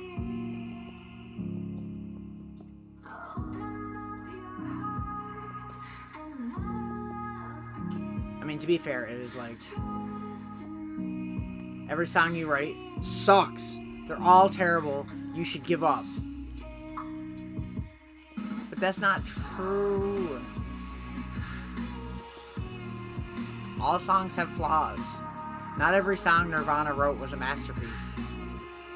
Nirvana has written songs that are not good. Don't care what anyone says. You can argue with me all day. There's Nirvana songs that are trash. To be fair, a lot of them were ones they didn't release and were B-sides or something like that. But there are songs that just aren't, I don't know, as good as some of their other songs. Every band has bad songs. I don't give a shit. Any band that says that all their songs are good, full of shit. Led Zeppelin's one of those bands. They said, we never released singles because all of our songs were good. No. Led Zeppelin has bad songs. There are songs that Led Zeppelin has that are not fun. I don't care.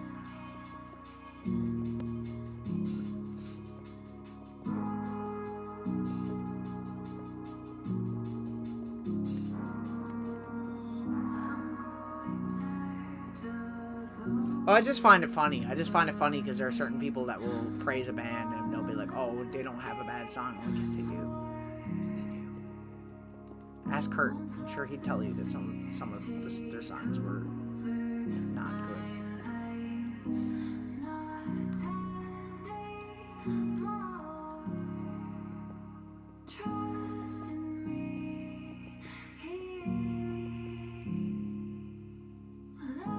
Yeah.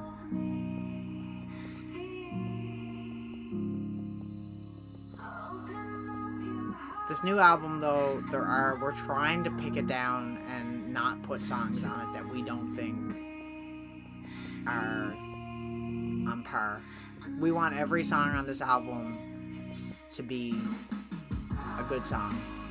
It needs to be catchy. We want everyone to be catchy. We want it to be... We're really trying to make a good album. So when it comes out and someone tells me that it's not as good as the other one, I'm gonna be proud of it, you know. But, yeah, we're really trying. There's... Like, I can't think of a song so far that we have on the new album that I'm iffy about. There's a lot that I really like. I like that song. I don't like the mix for that song. I think it's mixed very poorly. The vocals are super low in it. I am glad that they didn't go that direction with doing the entire new album with that. And they went more the way In Utero went after.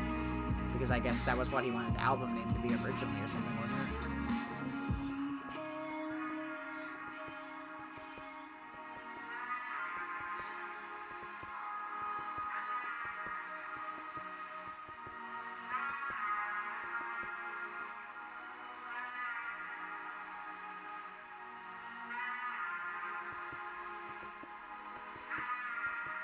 So there's a few songs he planned to be on those albums that didn't end up there.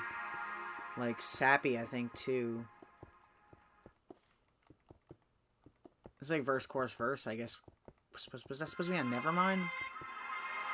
That's a good song. But I can see why it never got on Nevermind, because it's a good song, but it's not as good as anything that's on Nevermind, the album. I like every song on that album. I like every song on In Utero. Yeah. I was trying to think if there was any songs I didn't like.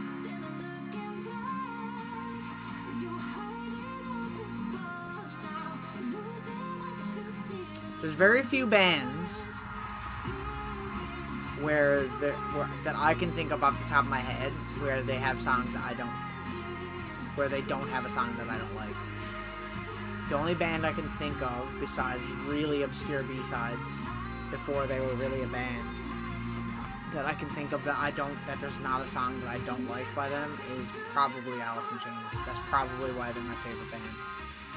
I don't think there's any song that I don't personally like. Even a lot of the B-side stuff is really good. The songs that they have on the B-sides are like Nirvana, where it's like, why was this not released?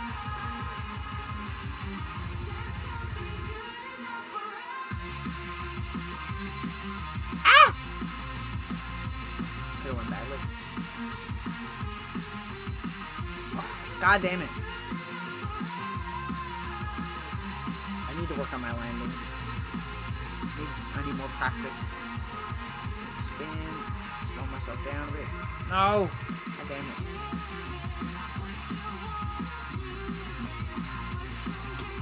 I think that, personally, to me, the reason I like Alice in Chains a lot is because I think that, not so much new Alice in Chains, but Lane Staley Alice in Chains, their music was the realest, in my opinion, out of anybody. Because Kurt wrote a lot of really good lyrics, and a lot of it was really honest, but I feel like Kurt also wrote a lot of stuff for the sake of writing stuff. Like, it wasn't all emotional about his feelings. Alice in Chains is like an autobiography of Lane's life, like, the way that he wrote. Like, you can go from Facelift to where he's healthier, and, like, it's a really upbeat album, to Dirt, where, like, things are getting gross, to Jar of Flies, where, like, okay, now it's getting a bit depressing, to Alice in Chains, where you're like, oh, wow, he's really not doing great. And then by the time you get to, like, the two last singles they put out, Get Born Again and Died, you're like, Oh, he's literally dying now. Like, you could hear it on those fucking songs that he was, like, not there. There wasn't much left. And as depressing as it is, it's kind of cool in a way, because it's like, it's literally like an autobiography of the life of an addict, and it's a really cool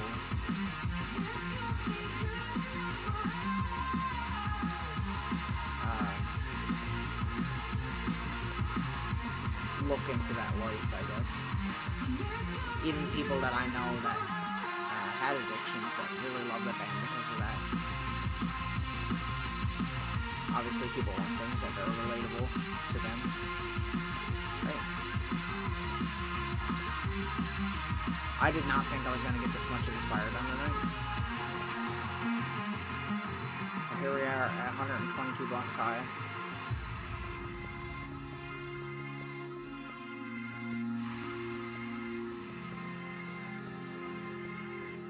Okay, the next part that we're doing is not necessarily going to be circular. I want to do like something kind of neat with it. We still got a little ways to go. I want this one to be longer than the last one.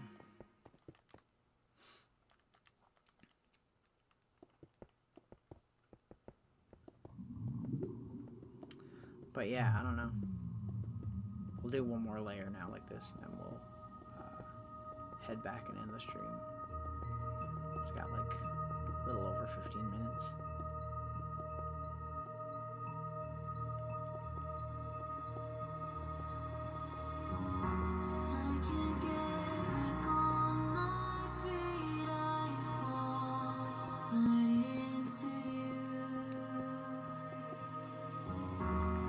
Lane Staley is definitely like my idol. Like if I had to pick like someone that is like my biggest influence, songwriting and singing, it's definitely Lane Staley, 100%.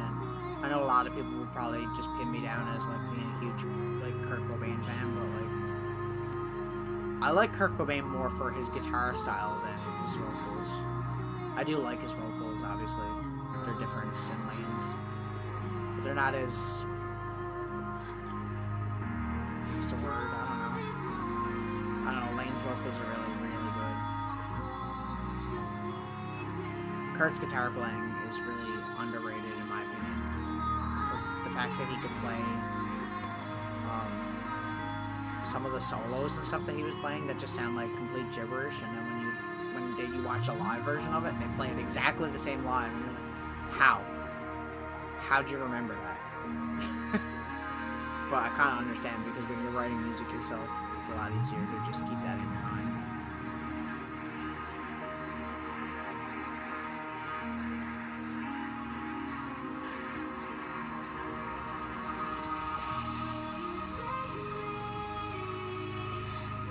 Okay. We're almost there. I think we should have enough for this last layer, and that should be it. And then the next layer, we're basically going to flatten off the top.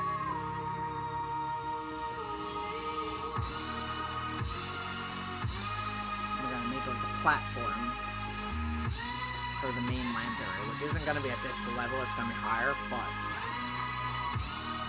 it should be pretty cool, I think.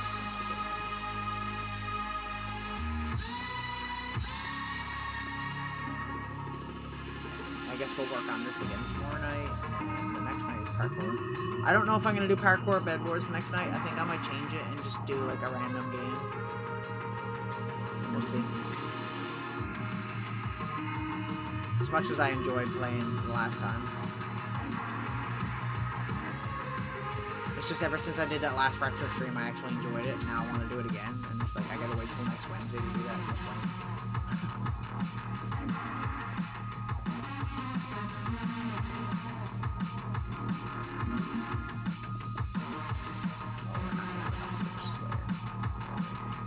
It's all good. You can at least see the height that we're going for.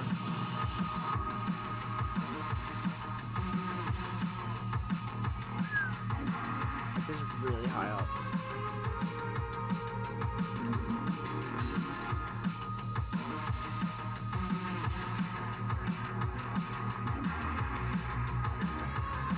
scale. I love the scale. It's so big. I'm actually pumped about it. What does it look like from, like, the entrance? See, that's gonna be so cool. Like, that's gonna go, like, up to, like, there. It's gonna be so sick. I might move some of these trees. I'm gonna take them down and move them over a little bit so that they're not blocking it as much.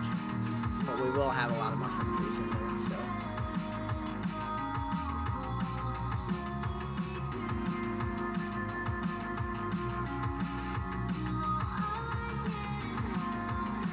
We're gonna do more decorative stuff too. Like we might put some windows and stuff in it too, obviously at some point. And probably some like slabs and steps and stuff like that to make it less flat looking.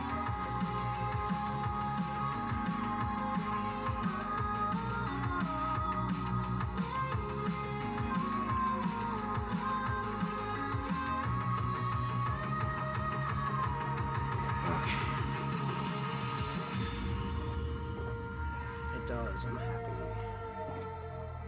I'm going to take these and I'm going to put these back in my chest because they don't need to be here, including this. Yeah, that's what I mean. That was the idea I had in my head. And then the top of it, I might change to like an Art Deco style of sorts.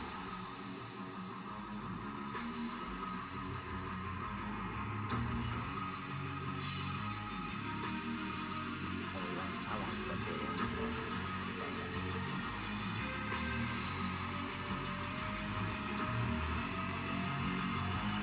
Put these torches in here.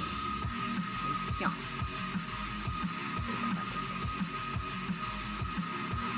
That's cool. I like the steps too. Like the reason I added the steps was that it would like, you know, like taper in a little bit more. Right?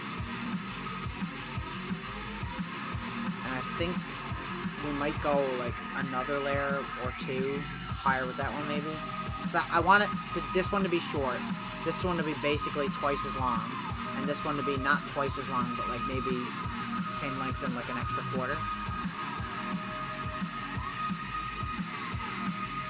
Yeah, that's what I mean. Like on the inside, I'm gonna have like big spiral stairs in it, and maybe like a giant like lava thing in the middle or something. I'm thinking, like this glass with like a giant lava tube to like light it up on the inside. That'd be really cool, like natural lighting. I don't know. We might change that idea. I could put an aquarium in the middle. That'd be kind of cool. But that'd be a lot of effort, though. And fish are kind of dumb and they're kind of boring because they bump into everything. Anyways, let's head back. I'm not going to bother healing my shit tonight because I'll just do that before stream tomorrow.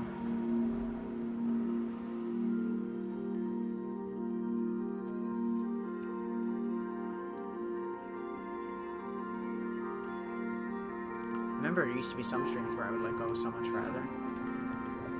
Actually, you know what? You know what? Hang on. I want to check something first. It would be cool, but that'd be a lot of effort to try to get it to like actually flow the way we want it. So I don't know if that's viable. Where did he go? He was very angry for a second there. I don't want to get yeeted into some lava. I meant to update the map before I left. I want to get the Spire on the maps.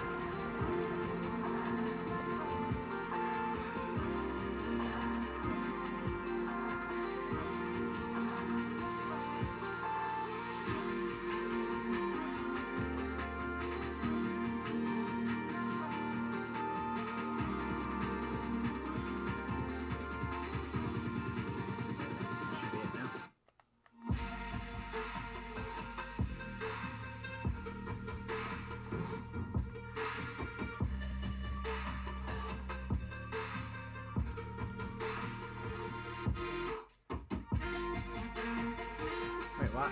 Oh, like in the nether. Well, I mean like I don't want to have it exposed because if there's anything wood or anything, it'll catch fire, right? So also to kill animals. You mean like that?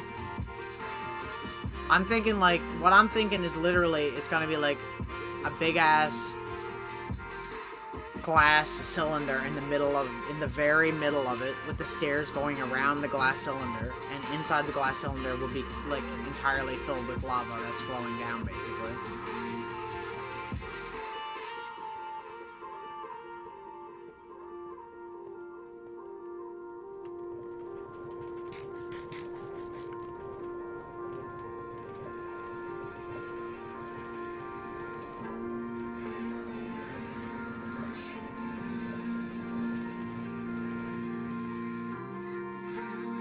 Talking about.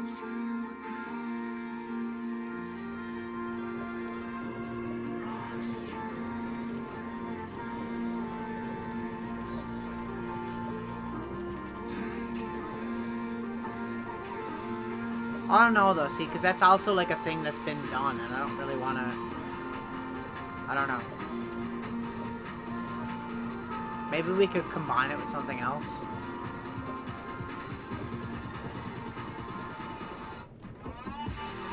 I don't know. I just thought it'd be cool because it'd be like a natural light source. Like we wouldn't have to put like a bunch of lamps or end rods or anything ever. We could just.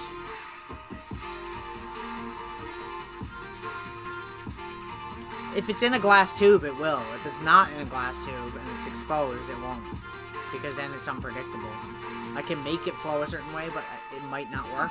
But if it's in a glass tube, all I gotta do is go to the top of the tube and pour it down from each edge of it, right? And it should be fine. Let me see if these guys can come down here so I can get some skulls for our soon-to-be fight.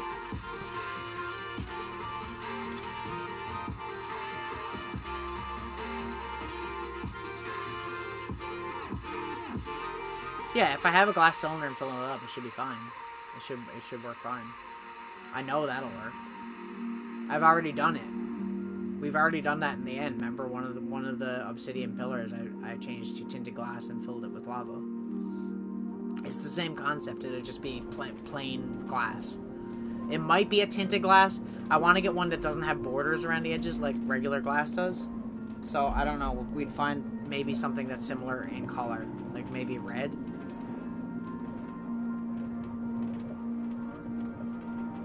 The only build I have lava in is the end.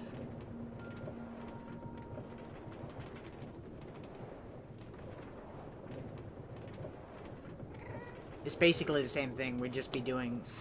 I think it would be cool because it'd be like a really bright light in the middle of the steps, you know what I mean?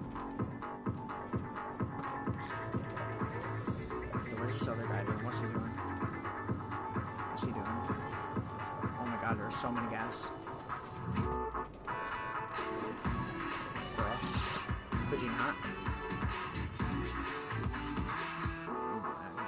blows some shit up.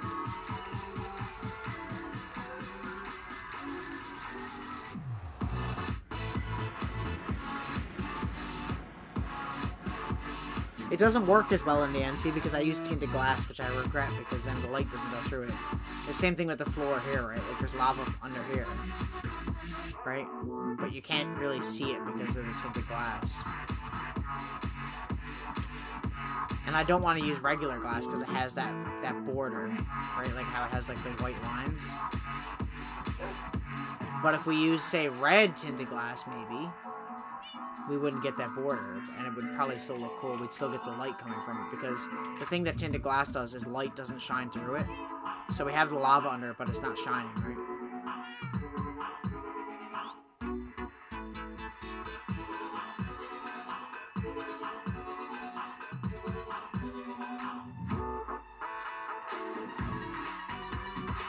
I don't know.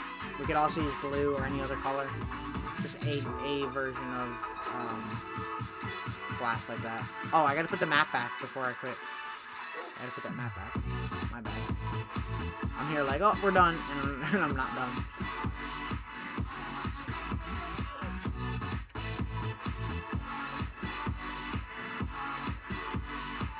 Hang on. I think you're trying to get rid of me, are you?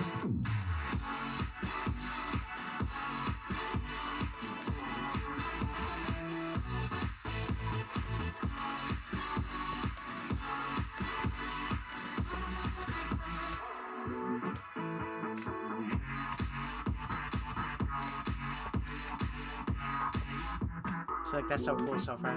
See, it's not perfectly centered. I didn't want it to be. I wanted it to be more near the back. So we're gonna have a town on this side, a town on this side, right? Some more houses on this side,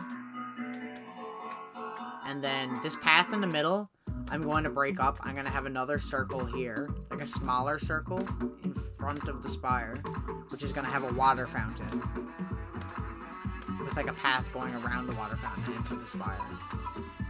Behind the spire, we'll put horse stables or something like that. And maybe over here we'll have like a marketplace, I'm thinking.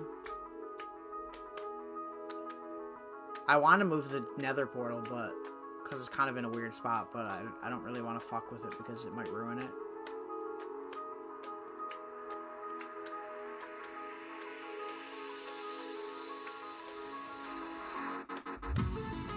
But I mean, so far, that's pretty good. Like, we've got all that done. That's crazy. Right?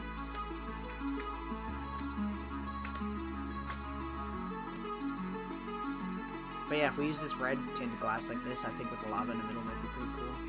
Maybe we could test it out next stream before we do it. Like, we'll put it in like just a one block tube and see what it looks like. Because I'd like to see what it looks like.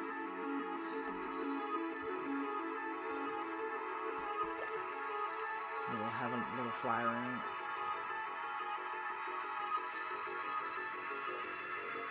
I love that the fish tank is like actually working now and they're not like getting stuck on blocks and shit.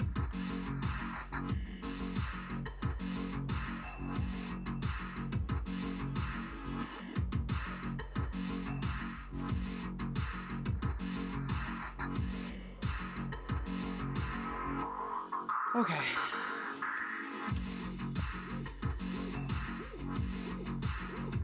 Like this. Yeah, it would, but like I don't like the border. Although I guess it don't really matter that much. Well, I'll think about it. Because we could use something that's like almost clear. Maybe we could use like a frosted, like a white stained glass. Because it'd be like slightly more cloudy than this, but it might look better. I don't know if it has border or not. Anywho, it is that time now. Now you can get rid of me. Now it's okay to get rid of me. I'm going. Thanks for watching. I'll be on again tomorrow night.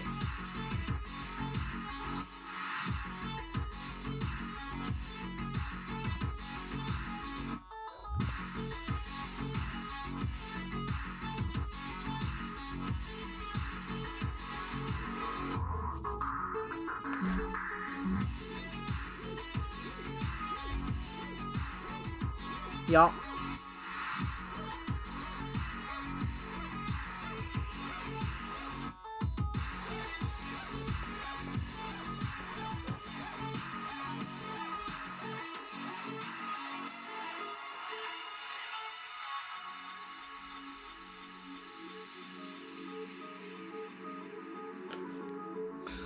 Okay, bye.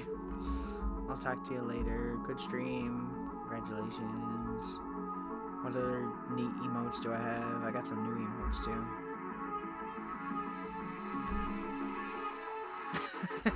Okay.